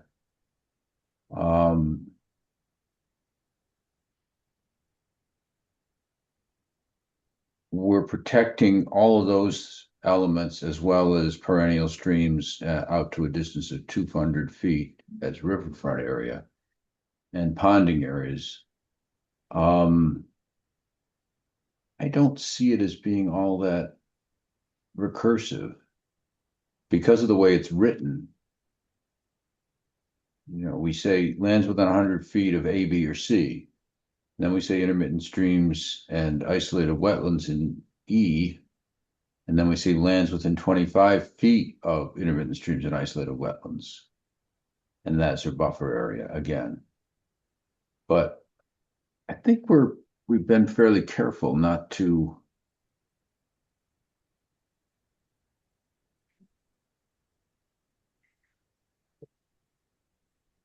I think the concern with defining the buffer as a resource is when you say you can't do work in the resource, that also means the buffer. So like typically you can do work in the buffer as long as it doesn't affect the resource. But when the buffer is the resource, there's not always a stipulation to provide performance standards and show that you met them. It's sort of up to the commission to determine it without performance standards. Say that again, Ethan. I'm not sure I understood what you just said. Like when with the Wetlands Protection Act, you regulate the work in the buffer to protect the resource. But with the bylaw, when you're defining the buffer as the resource, it's sort of regulating the That's whole a resource area. buffer. Right. So there's not exactly performance standards you could point to sort of guarantee that your project can get approved. It's just up to whatever the commission at the time determines. Well, I mean, I do disagree with that in the sense that, you know, what the jurisdiction says is no person shall remove, fill, dredge, build upon, degrade, discharge into, or alter, and the following resource areas. Right. But alter has a definition, and then there are additional exemptions. So anything that's either not an alteration or is an exemption would be allowed without coming before the commission. But anything like any sort of construction, say you're building a house in the buffer, because it's called a resource area, that act of building the house would be an alteration, which means it would need a permit under the WPA, but under the bylaw, you wouldn't be able to do it altogether. Unless the commission said, we'll sort of waive the bylaw or we won't consider this an alteration. Well, but no, we the basically jurisdiction say, Ethan, continues. Yeah, our it says language. without filing a notice of intent and receiving an order of conditions. I mean, we say at the beginning of this in section 2, except as permitted by the commission or as provided in this bylaw, no person shall essentially alter a resource area. But it seems to me that it leaves us or a future commission the authority to permit a house in the buffer area without, you know, with proper consideration. Yes, I'm just thinking from the applicant's perspective, they might look at this and say, you know, what standard do I have to meet for this to most likely be approved? Because if you say avoid disturbing the resource area, like you do with the WPA, if the buffer is a resource, then you can't exactly avoid disturbing that.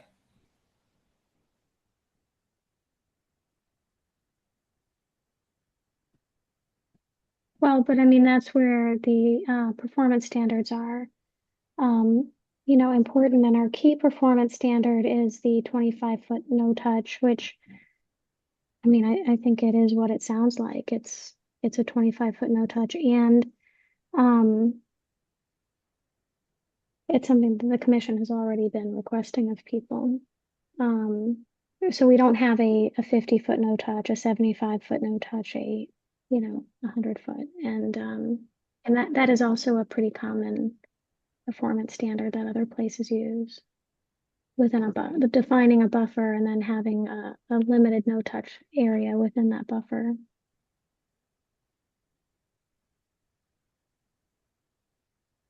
But is there any assurance for the applicant to have their project approved if they're outside the 25-foot no disturb, if there's no buffer zone performance standards? Because you can't Well, exactly show that you've met like a buffer zone's standards.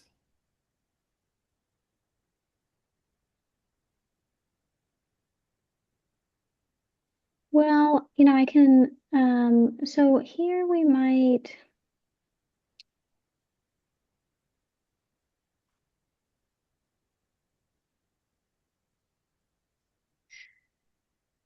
specify under factors, we might specify, so what factor says currently is the commission shall consider the cumulative adverse effects of loss, degradation, isolation, and replication of protected resource areas.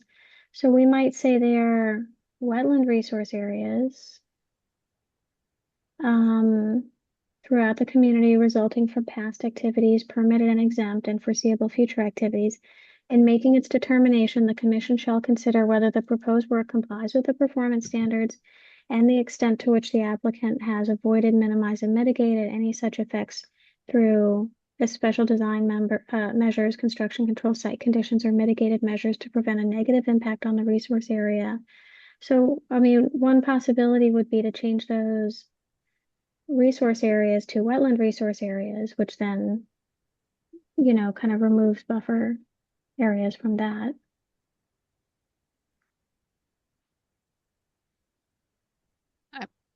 I can share the Linfield bylaw because I think we have some of the same language, but they get at it through permits and conditions section, which is kind of like our factors section. Okay. I don't know if you want me to share that. Sure, why not? Let's look at that. I mean, I think I'd like to, it'd be good if we can come to Just- ground on this. I mean,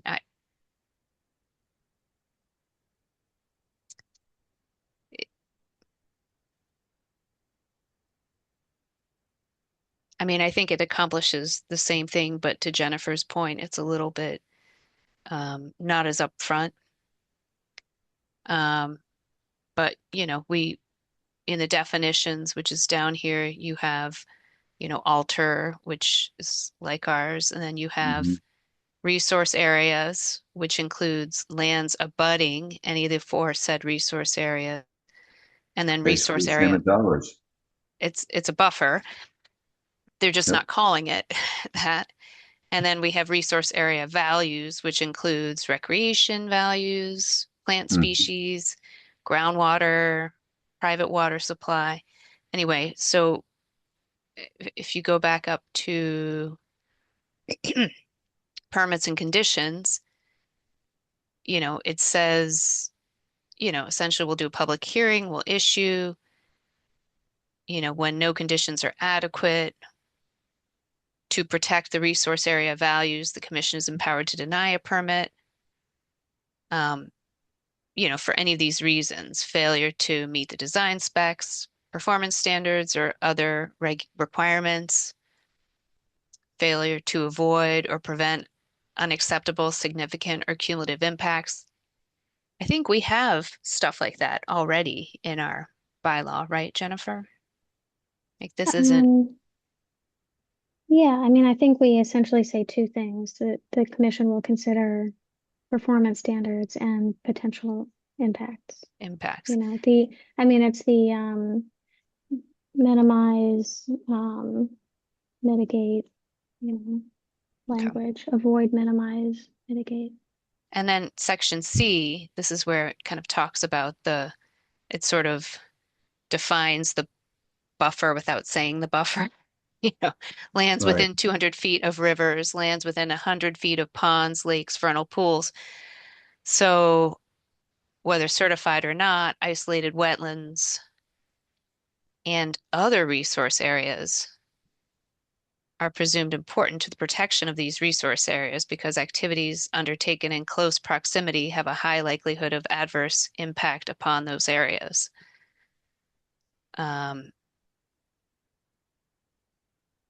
So this is talking about the buffer, right, Ethan? So I guess what I'm trying to understand is do you think Bill's and your issue is more about don't use the word buffer because it has a different definition under the Wetlands Protection Act?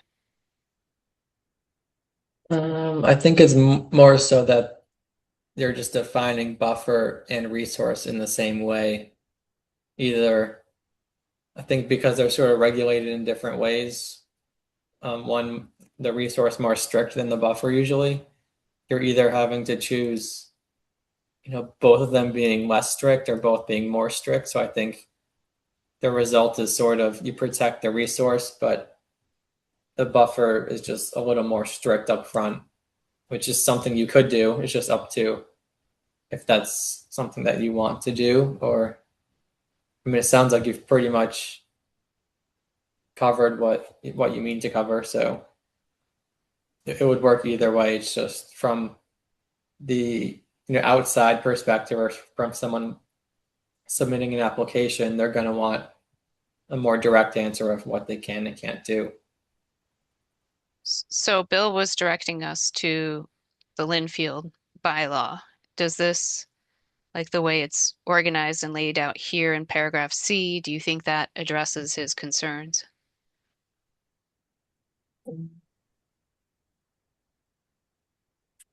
I'd have to take a closer look. I'm not sure if he was talking about that section or jurisdiction, but that's definitely working towards. It sounds pretty similar to what you have now, anyways. Yeah. So I think that's working towards what you might want it to look like, but I don't think what you have is really much different from that at the moment. No. Right. No, No, It's it's pretty not. similar, yeah. I mean, we've been building off of this one in general, I think, so. Yeah, I mean, I do think, I do see the point about,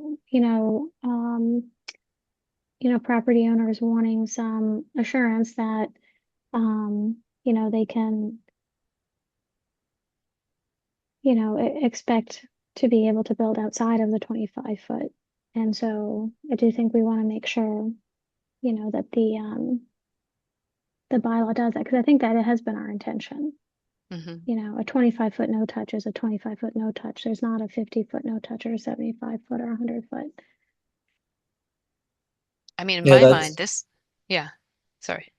that's sort of where Bill was saying, don't touch the regulations if you're not expanding on them, because it's like you sort of want to regulate things the same way that they are now. You don't want to make it more difficult.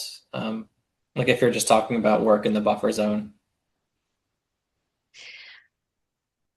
I guess the thing he did say in that meeting was he definitely didn't want us redefining certain terms that were, did you get that, Jennifer? That were like the same as, If we're using terms that are already in the Wetland Protection Act and are defined there, I thought we'd agreed we weren't going to incorporate them here. We basically Yeah. say that language from the Wetland Protection Act is, except where we've changed things or added definitions, the language of the Wetland Protection Act and its regulations applies. Right, that's right. And I think there's only a couple of examples that came up, but one is vernal pools, which we specifically, wanted to protect vernal pools Protect even more if they're not specifically, yeah. certified. So we Yep. don't use the exact same language there. Mm-hmm. Intermittent stream, I think, is the other one. More so in terms of the Yeah, it's sort of just how you use it in the jurisdiction section. I think it's the same protection as the WPA, but it was just defined a little differently in the bylaw. Okay. Which is yeah, fine. yeah, is Bill, I'm just wondering if he's concerned that the buffer is defined one way in the WPA and then we're redefining it here. I think if you're defining it a different way, that means it's potentially being regulated in a different way. So if you're looking to regulate it in the same way, he was sort of suggesting just leave it simple. Because if something's changed, you're gonna assume, more was changed than just the way it's worded. Like with the intermittent streams. So we use the term buffer area in terms of buffer zone and, to reflect that it is, it applies to more jurisdictional areas than the WPA and it's regulated differently with the no touch. My thought was, rather than, at this point, kind of issuing a new draft every single time we get feedback, instead kind of compiling these comments and going ahead and collecting comments. I think Bill is kind of asserting that this is something a lot of people are going to be concerned about, but we can just see too, and also just consider the feedback on, even if Bill is the only one, it's still, something to consider. But I don't necessarily think that we have to update our draft every single time, but may just keep track of comments. I'm sure, the whole idea of getting comments is in anticipation that we'll be responsive to them. I think the other challenge was, and I'm not suggesting that we change to Linfield. I just brought that up because that was the sort of sample approach that he seemed to prefer. But one of the challenges is we were asked to basically include the performance standards in our current draft, right? Like, so that they couldn't be changed via the regulations. Right. In this Linfield example, which I can go back and share, it's almost the opposite. Like the performance standards are not in the draft. It's They're not kind in of, this bylaw, Eleanor? no, they're You not have in any the opinion? bylaw. It just refers to them and says, the commission may therefore establish performance standards for protection of such lands, including strips of continuous undisturbed vegetation cover within the 200-foot or 100-foot area or other form of work limit setback to buildings, roads, landscape, or other features, unless the applicant convinces the commission that the area or part of it may be disturbed without harm to the values protected by the bylaw. The specific size of each type of protected area may be established by regulation of the commission. So that's the approach that he didn't want us to take because it was so loosey-goosey. You know what I mean? Like he didn't want the performance standards to be in the regulations. So we're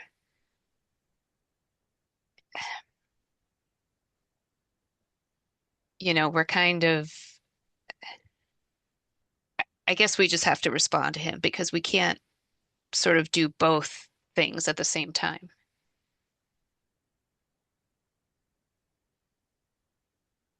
Thinking about next steps. So I can share the comments that I took in the meeting. In terms of next steps, we talked about giving a presentation in our next meeting on July 7th. I think we could do that. We've talked about adding some scenarios. We have some scenarios, which I can actually share my screen and, remind people what those are. But I do think we need more than what we have because I don't think it's gonna address some of the common questions or things that people will be thinking of when they're looking at this. Okay, one moment. Yeah, if you had a few specific things in mind, I could put some stuff together. Like, do you want to show off the exemptions or the new regulations or the buffers or whatever specific things? Yeah, let me share, what I have. If I can share my screen. Eleanor, you've got to stop sharing. Oh, stop. Okay, I didn't realize I was sharing still. Thank you.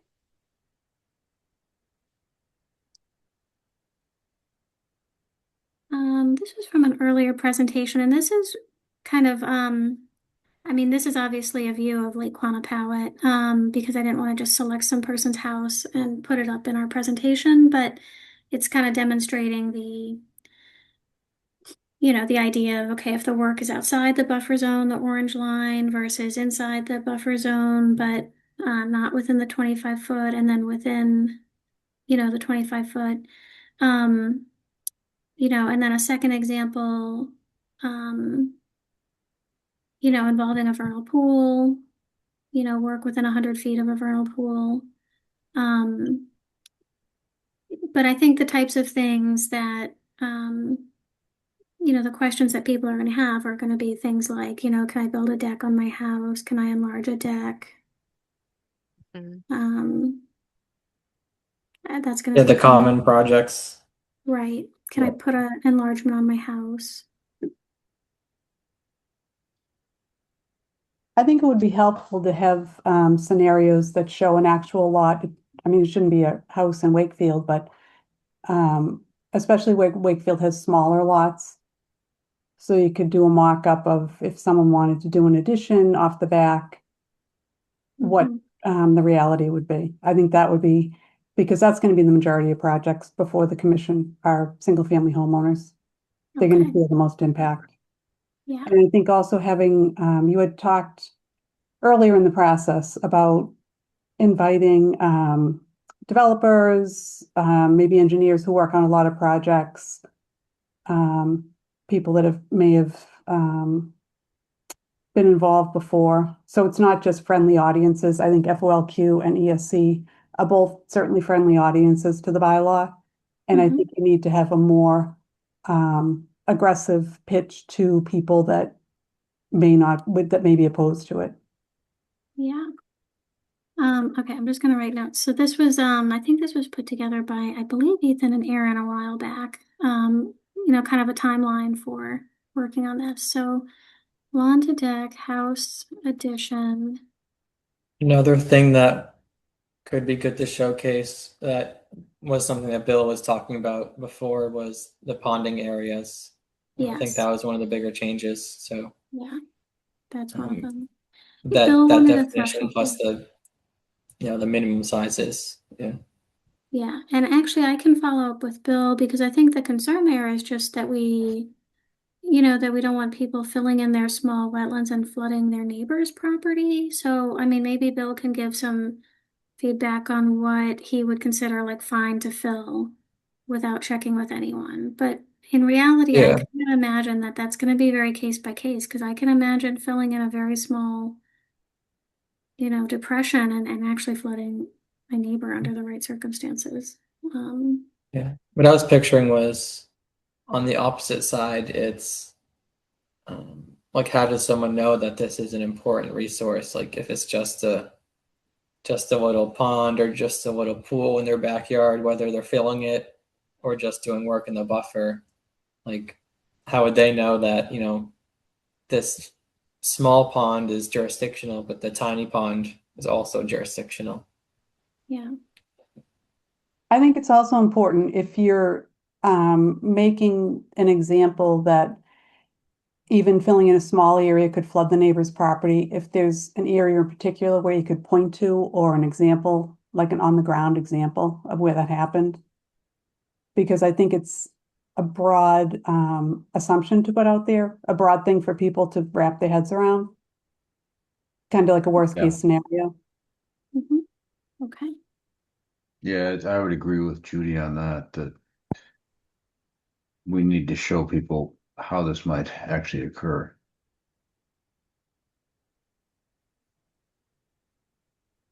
I agree with Judy in that I think what we are trying to do through the bylaws as an observer and listening to all of the hard work that you've done to put this together, we're just looking for clarity to give the town's people clarity and all the professionals that work with the town's people to make changes, whether it's to an existing house or to any property.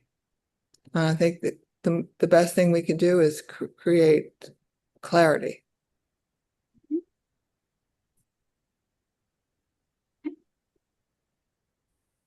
Okay, so I think we've talked before about sort of wanting and needing a relatively succinct presentation. I think these presentations might be longer than what's allowed in town meeting at this stage. Information to add to a presentation. Just a quick review of the various procedures, NOI, RDA, administrative review. Just a statement about forms, fees. We have, we've proposed some fees, and we want comments on those because that's something we're probably highly likely to change based on feedback. And maybe just a quick review of like, okay, what is each section saying? Because I think people get upset. I get upset when I see like a very long thing of text in the town meeting, workbooks. So, kind of just going quickly, what is each section saying? That was my thoughts. If other people have kind of comments. You may also want to give some background into the appeal process because it's very different from what it is under the Act. Mm-hmm. It's 60-day appeal period and to Superior Court.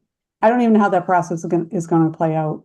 If there's a ticket book or if there has to be someone given the power by town council.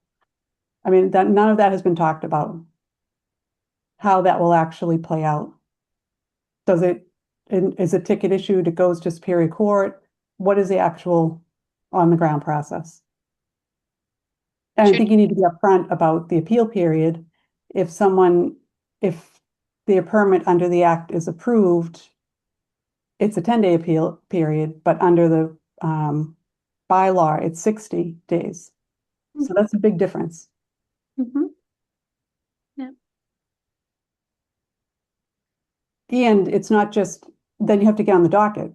It could be, Brian said they're backlogged 10, 11 months. For a Superior Court? Yes. Yeah, because with the bylaw, you're not appealing the commission's decision, you're appealing the bylaw itself, if that's an appeal. Correct. That might be the reason to keep things simple. Okay. What are we talking about in terms of appealing the bylaw? The bylaw itself is a document. Unless we take an action based on the bylaw, I don't see that somebody's going to be appealing the bylaw unless we're talking about us approving this bylaw, town meeting approving it, and then someone appealing the existence of the bylaw. What are we talking about here? It's because you can't appeal the commission's decision like you can with the typical WPA decisions. So when you do appeal it, you're appealing like the validity of the bylaw, not if you're imposing it correctly, but if this is a legally sound document, sort of. If you know what I mean?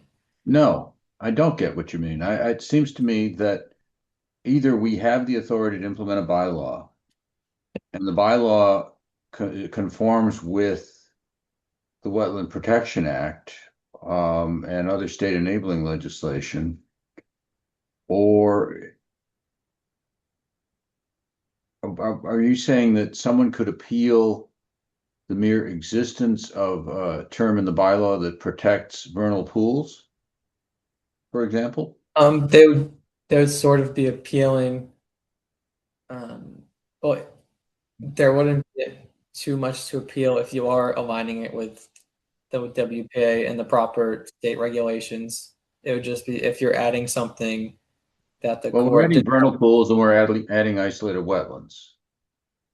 Yeah, So if they determine things that we're you're adding. overstepping or regulating more than what you're allowed to, that's the only case that an appeal would get Well, I guess the approved, question is, are we allowed to even- regulate those two areas? Well, Yeah, you if are. the town gives the Conservation Commission the authority to, then, If the town passes the bylaw, in other words, right. then we have the authority to regulate those areas. So I'm not Pretty sure much, what they're yeah. appealing. They can appeal our decision as an incorrect interpretation of the bylaw, I don't think they can with the or they bylaw. can appeal our decision. You know, if we say to someone, no, you can't fill this isolated wetland in your backyard, it's a violation of the town's bylaw. Okay, so what are they going to appeal? They're going to appeal our decision applying the bylaw to their isolated wetland. I don't think that's an option. What do you mean? Why not? I don't think you can. I don't think you can appeal the commission's Well, they can appeal decision. our I don't know who decisions that would even go now to. under the Wetlands Protection Act. Why can't they appeal our decisions under the bylaw? Who would that go to? I don't think. Superior Court, wouldn't it? I don't think they judge on the decision that was made. I think they just judge on the document of the bylaw itself.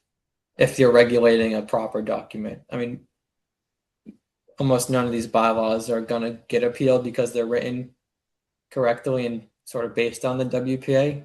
But even even an appeal, whether or not it stands, it still has that process that could take, like they said, 6 months just to get heard. So it's not so much about Well, a there's successful not an appeal. alternative in terms of an approach other than not having a bylaw.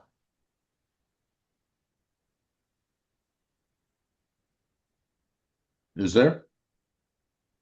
Is there an alternative Alternative approach that to, I'm not aware of for appeal?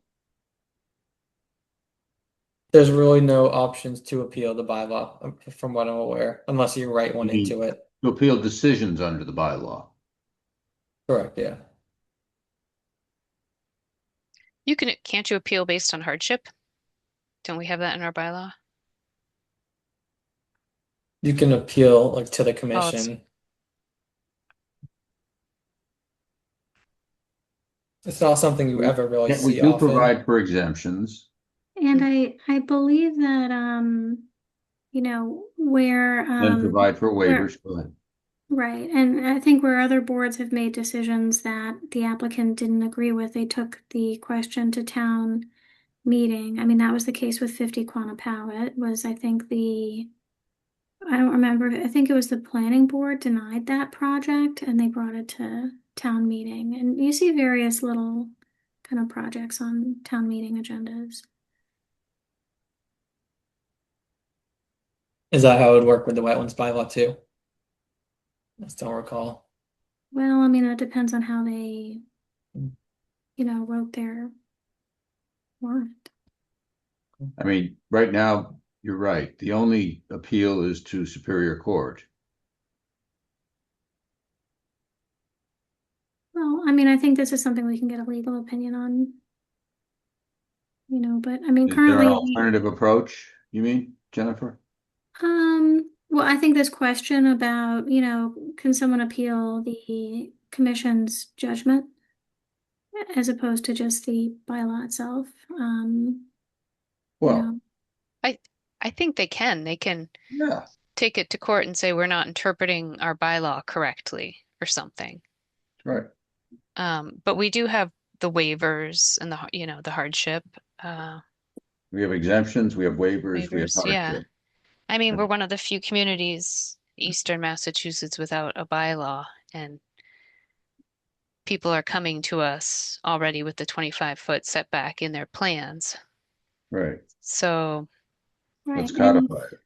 right, and it, you know, if it were, I mean, they would only need to appeal to the Superior Court if it involved, you know, the bylaw and not the WPA, because if it involved the WPA and not the bylaw, it would go to DEP.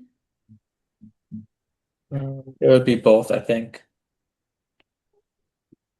No, it wouldn't go to Superior Court if Oh. it's not involving something stricter than the WPA. But I think Tom told us back in the day it was this, I guess the stricter standard prevails in the case of a conflict where there's a difference between the two. For the most part, our standards are not stricter with the exception of the regulations on those two matters. Okay. Okay. So do we want to put a presentation on the agenda for our next meeting? And I think there was also discussion last time about sending out an email inviting comments, and perhaps at this point If- also letting people know about a presentation um, I think that makes sense, yeah. on the 7th. Yeah, if you're doing that presentation, I can get that sent out soon. Maybe I'll send something around that I draft to you guys before I send it out. Okay. Okay. Yeah, and inviting comments too. If people can't Yeah. make it to the presentation, please, read it, send comments. Okay, we talked about presentations to the Environmental Sustainability Committee, Planning Board. I mean, do you think we should go ahead and reach out and try to get on an agenda with them? What about adding the Advisory Board of Public Works for a presentation? Yeah. That makes I think- sense. Yes, you're right, Judy. Mhm. And also the ZBA, where it's going to intersect with them in some ways. Yeah, do you want to do the one on the July 7th first and then go to other boards, or do you want to start planning that all I think together? so. Yes. That way you do one and get Okay, yeah. get comfortable, get comments on it from whoever is attending on July 7th, Right. which could be people from those boards. I do think the ponding area thing is going to be tough. That one. For me, that was like one of the main things that I was concerned with too. But it makes sense why it's in there. Yeah. I mean, that would I be, think yeah. No, it makes sense why it's in there. It's just, I was trying to think, would it be better as part of course, we just passed a stormwater bylaw, but I think it's a good question to maybe talk about with the Advisory Board of Public Works. Maybe just to get their thoughts on that.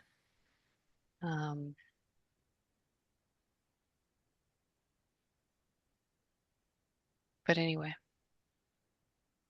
How long does the presentation take, do you think? And I'm wondering how much we can, how long would it take it out of the July 7th meeting?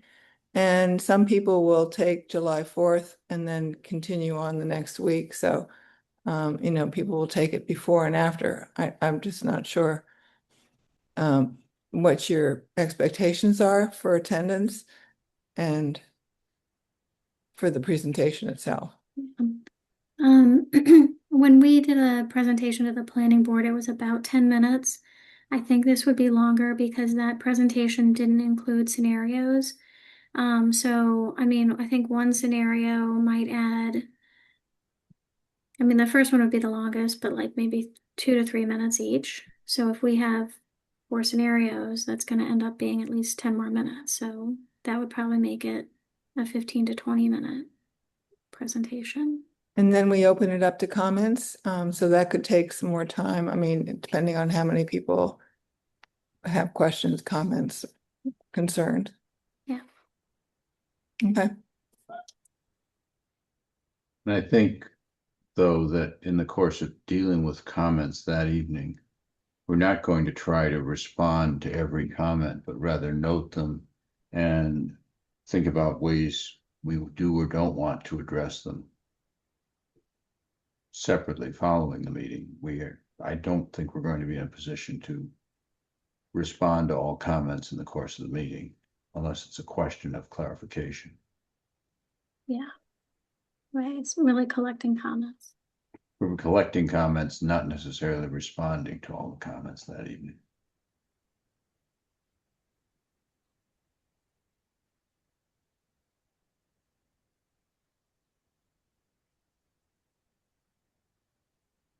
Judy, you're going to be busy with that. With what? with helping us collect all those comments, track Oh, them, oh, to get them. yeah, it's not a problem. Okay. It just struck me that it could be a rather substantial situation, or it might not be, depending. I think we'll have some of the same people attend as the last time we presented. Probably. Probably. I mean, it's not a huge audience that's going to worry about it unless someone gets out there and says, oh, they're going to stop you from doing anything new on your property ever. Yeah, I think that's where having just a specific example this is my house, it's next to, sort of like Yeah. Peter's, as we, Right. something like that. You know, this is existing, this is your grandfathered section, and kind of simplify it in a way, like come up with simple examples. Peters was a good case of the kinds of things that we would pretty much allow to move forward. Yeah, it's over existing yard. He's not removing any tree, Right. Since we were talking about appealing local bylaws, I just did a quick Google search, so I'll send that to everybody. Okay. Thanks. Okay. Anything else you want to discuss on this? Jennifer, are you preparing that presentation then? Yeah, I can. I have the previous one and it will involve some updates and additions. Okay. I can try to send you some slides, Jennifer. All right. Anything else we need to address tonight? Let's see. Let's go check the agenda.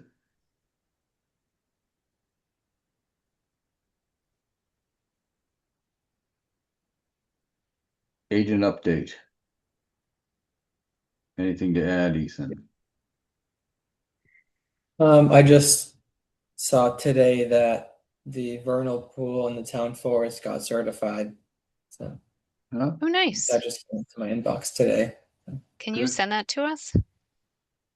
Yeah, it Awesome. wasn't the official certification yet, but they're just notifying it that it was certified. So Okay, once it's processed, it'll be awesome. more formal.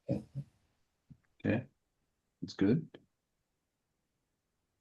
We have it'll be before our next meeting, but June 30th, we have the DEP training for the file review. What time That's is that coming at? up. At 6 p.m. Ooh. Are we doing it virtually? Yep.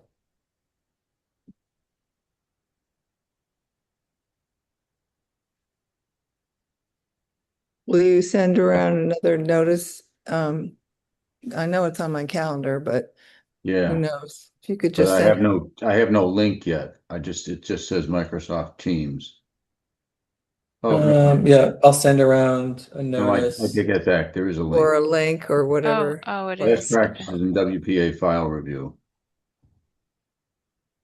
6 I'll p.m. send one later next week when we get closer. Okay, A reminder with the link. great. Thank you. Yeah, when I go in, it's there. Okay. Okay. Anything else you want to update And us then on? I did a site visit to 96 Audubon Road, so I sent around a site visit summary, Right. plus a you. few That was pictures. helpful. I have some more pictures for down the line, but I guess just take a look at that in the meantime, and then I'll probably have that on the agenda at the next meeting. Okay. So That could be a very large meeting.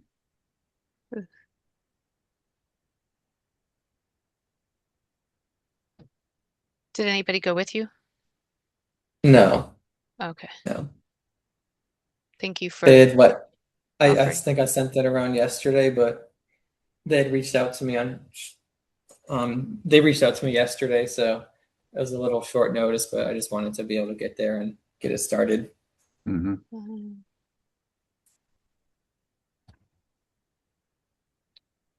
Was there you had the site visit at Keith's Tree over the weekend? Was there anything to note from there? Last Saturday, I think.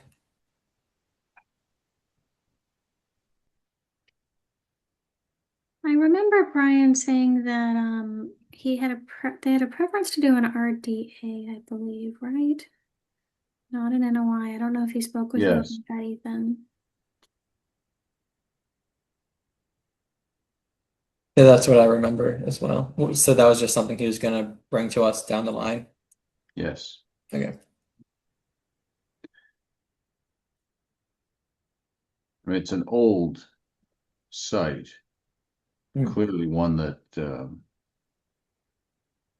would be difficult to permit today. But I guess, can you do an RDA if it's What would they be? technically like a redevelopment, isn't it? Yeah, I don't know what would they be asking us to do under an RDA?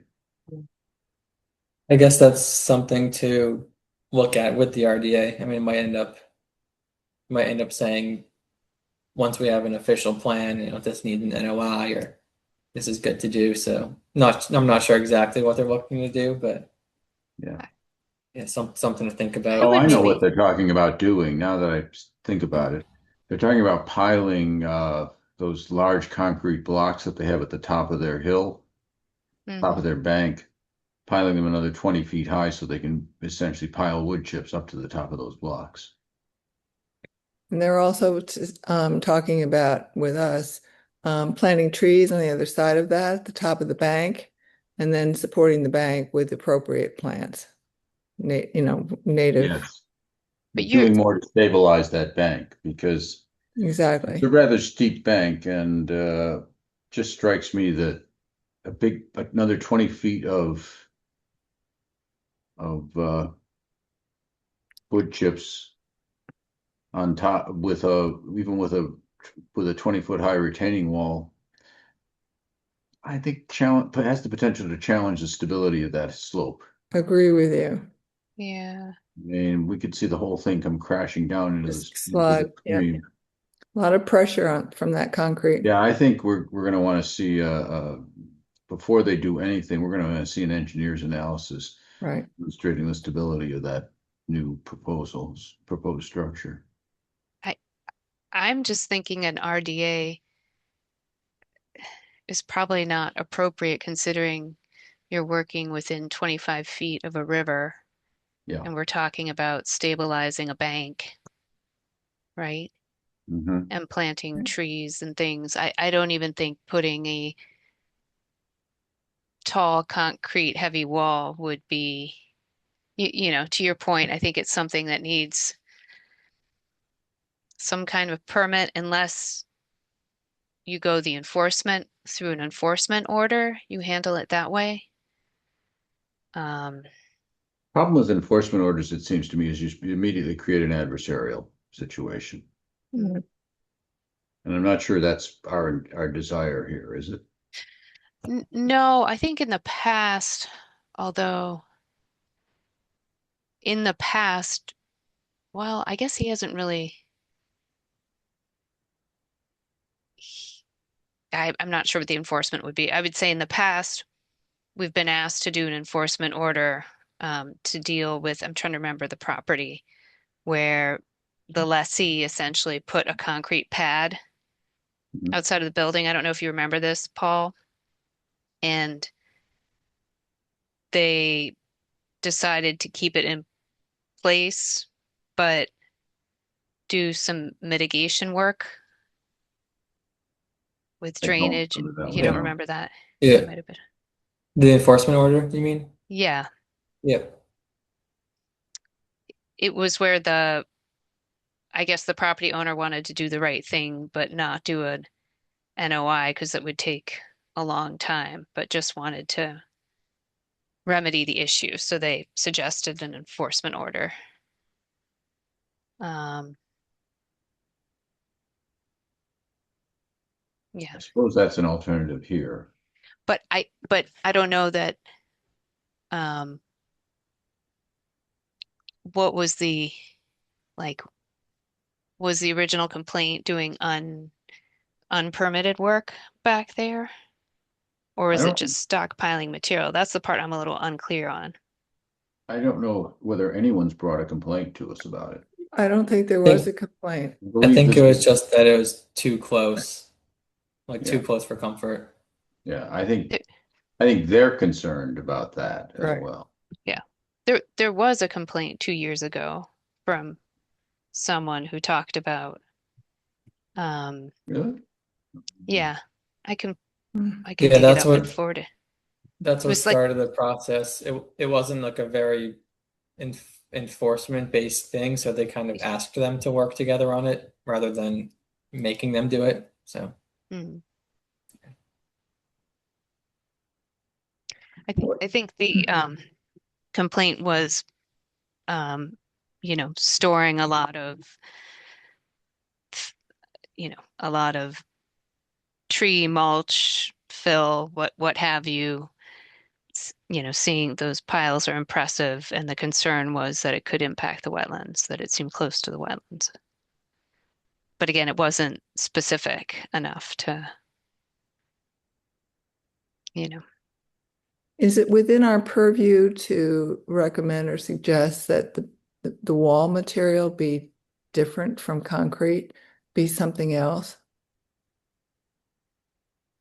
I think we really want an engineering analysis Right. to define a proper approach to protecting the river from further degradation and preventing destabilization of that slope. But I don't think it's for us to define what that material should be. Oh, I guess you're right. Yeah, it would be based on an analysis by a professional expert. I mean, I don't feel like I can say, yeah, stacking up those big concrete blocks is a great idea, or no, that's a terrible idea. You should be driving steel piles down into the wood chips. I mean, I look at those wood chips and having been been standing on them, they're pretty stable, but I just wonder what happens when you put a wall and another 20 feet on top of it, whether they're going to remain stable at that. I think we want someone who's professionally qualified to actually tell us that, yeah, that'll stay there. Right. Or no, it won't, and you better do this and this, Keith, or whoever it is that it's no longer Keith, but whoever they are. With an enforcement order, you can have a tighter timeline as well, rather than the 3 years you have under a notice of intent. And then you have more tighter control over the course of the work. I think we maybe ought to talk to Brian about that then. I know he was looking to avoid the enforcement order. That's why he was starting to work with us. He wants to avoid an EO, Yeah. so long as we, Well, I think everyone would. well, But he knows it's an option, and he knows he's got to work with us. Otherwise, Well, I that's the think- next step. I think it needs to get done sooner rather than later then, which means if you're in a conversation with Brian, why don't you suggest to him that they engage the appropriate consultant to help evaluate. them define a scope and an approach there, because we talked about a few things on Saturday, but I can't say that any of us are qualified to make those decisions absent recommendations from a civil engineer who actually knows what they're talking about. Yeah, Yeah. he does have an engineer he was working with, but I'm not sure exactly what. Yeah, Stands. is it Rick. Oh, Rick Salvo. Yeah. Huh? Oh, yeah, you're right. You're right. Salvo. Does Salvo Yeah. know this stuff? I don't know. I mean, he's fine at generating drawings, but does he understand the soil and structural questions here? I don't know the answer to that. If he Yeah, tells qualified, would- fine. I would be concerned about those large concrete blocks being 10 feet from the bank. Yeah. Especially given that bank is not particularly, I mean, it's just It's pretty steep. compacted wood chip. It's steep and it's just compacted wood chips at the top. Yeah. There's nothing, I mean, there is soil further down, but still. I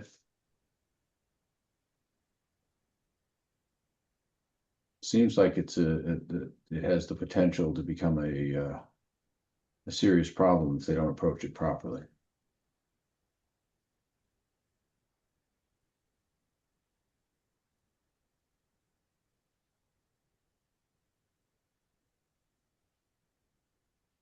Ethan, will you relay our concerns to Brian?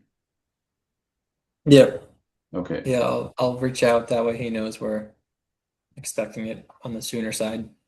Yep. I mean, I think we're in agreement. Moving ahead with an approach that gets it done sooner rather than later is a good thing, but I don't think we're going to be endorsing something that doesn't have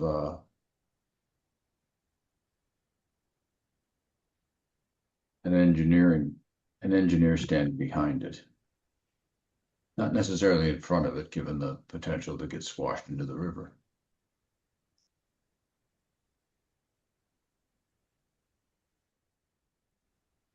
Okay. Yeah, and maybe an abbreviated NOI. I mean, I don't know. Like, Yeah, I think moving it we haven't. along makes sense. Yeah. It's a condition that's existed a long time.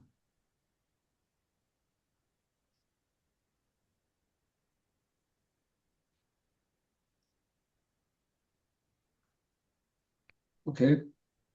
Anything else? I know you just sent us this afternoon the 96 Audubon Road, Ethan. If you think it's appropriate to take the next step, can you also draft something for that one for us to approve at the next meeting?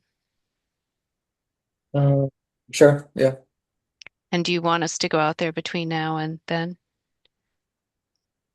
No, no, I wouldn't go on the site without their permission. So I'd say hold off. We can always talk next meeting, see if we want to bring them in to discuss together. Or Can we see it from the road? not really. I'll send around some more of the pictures. Okay. You Please do point that. out on the map where those are, but yeah, Okay. That would be helpful. yeah, just take a look at that and see what questions come up in the next 2 weeks.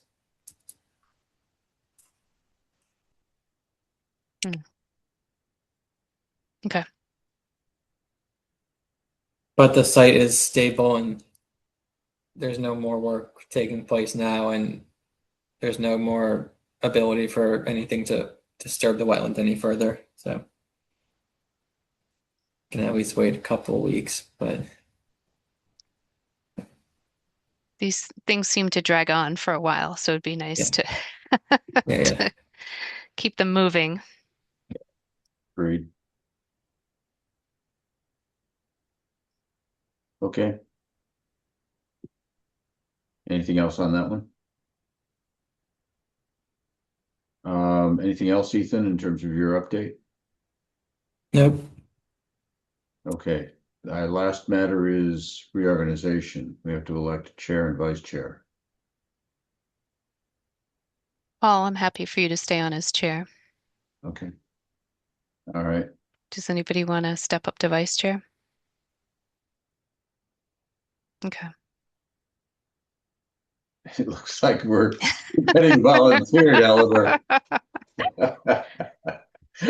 I see that these are both very popular positions among Yeah, the five of us. they're voluntold. Voluntold is a good term, yes.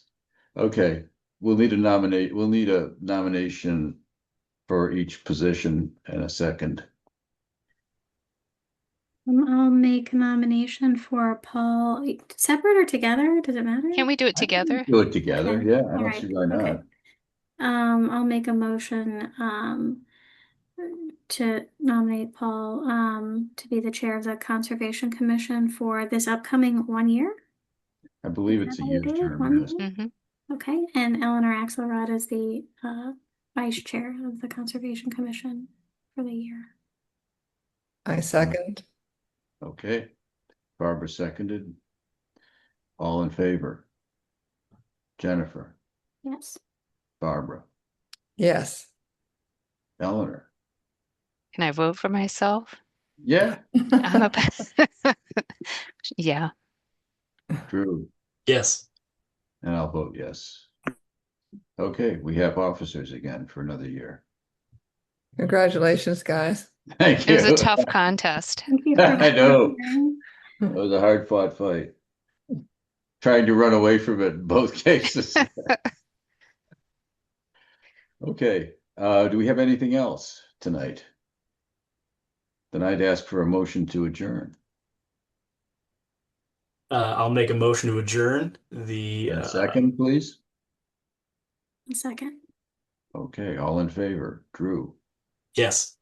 Eleanor, Yes. Barbara, Yes. and Jennifer, Yes. and I vote yes. We are adjourned. See you in July. Enjoy your June 4th. 30th. Yeah. Oh, sorry, June 30th. Oh. We've got that special meeting, June 30th. That is not a session, No. public meeting, but it's not a session where we're going to be addressing anything other than the training. Okay. Excellent. Thank you, All Ethan. right. Thank you, Judy. all. Good Thank night.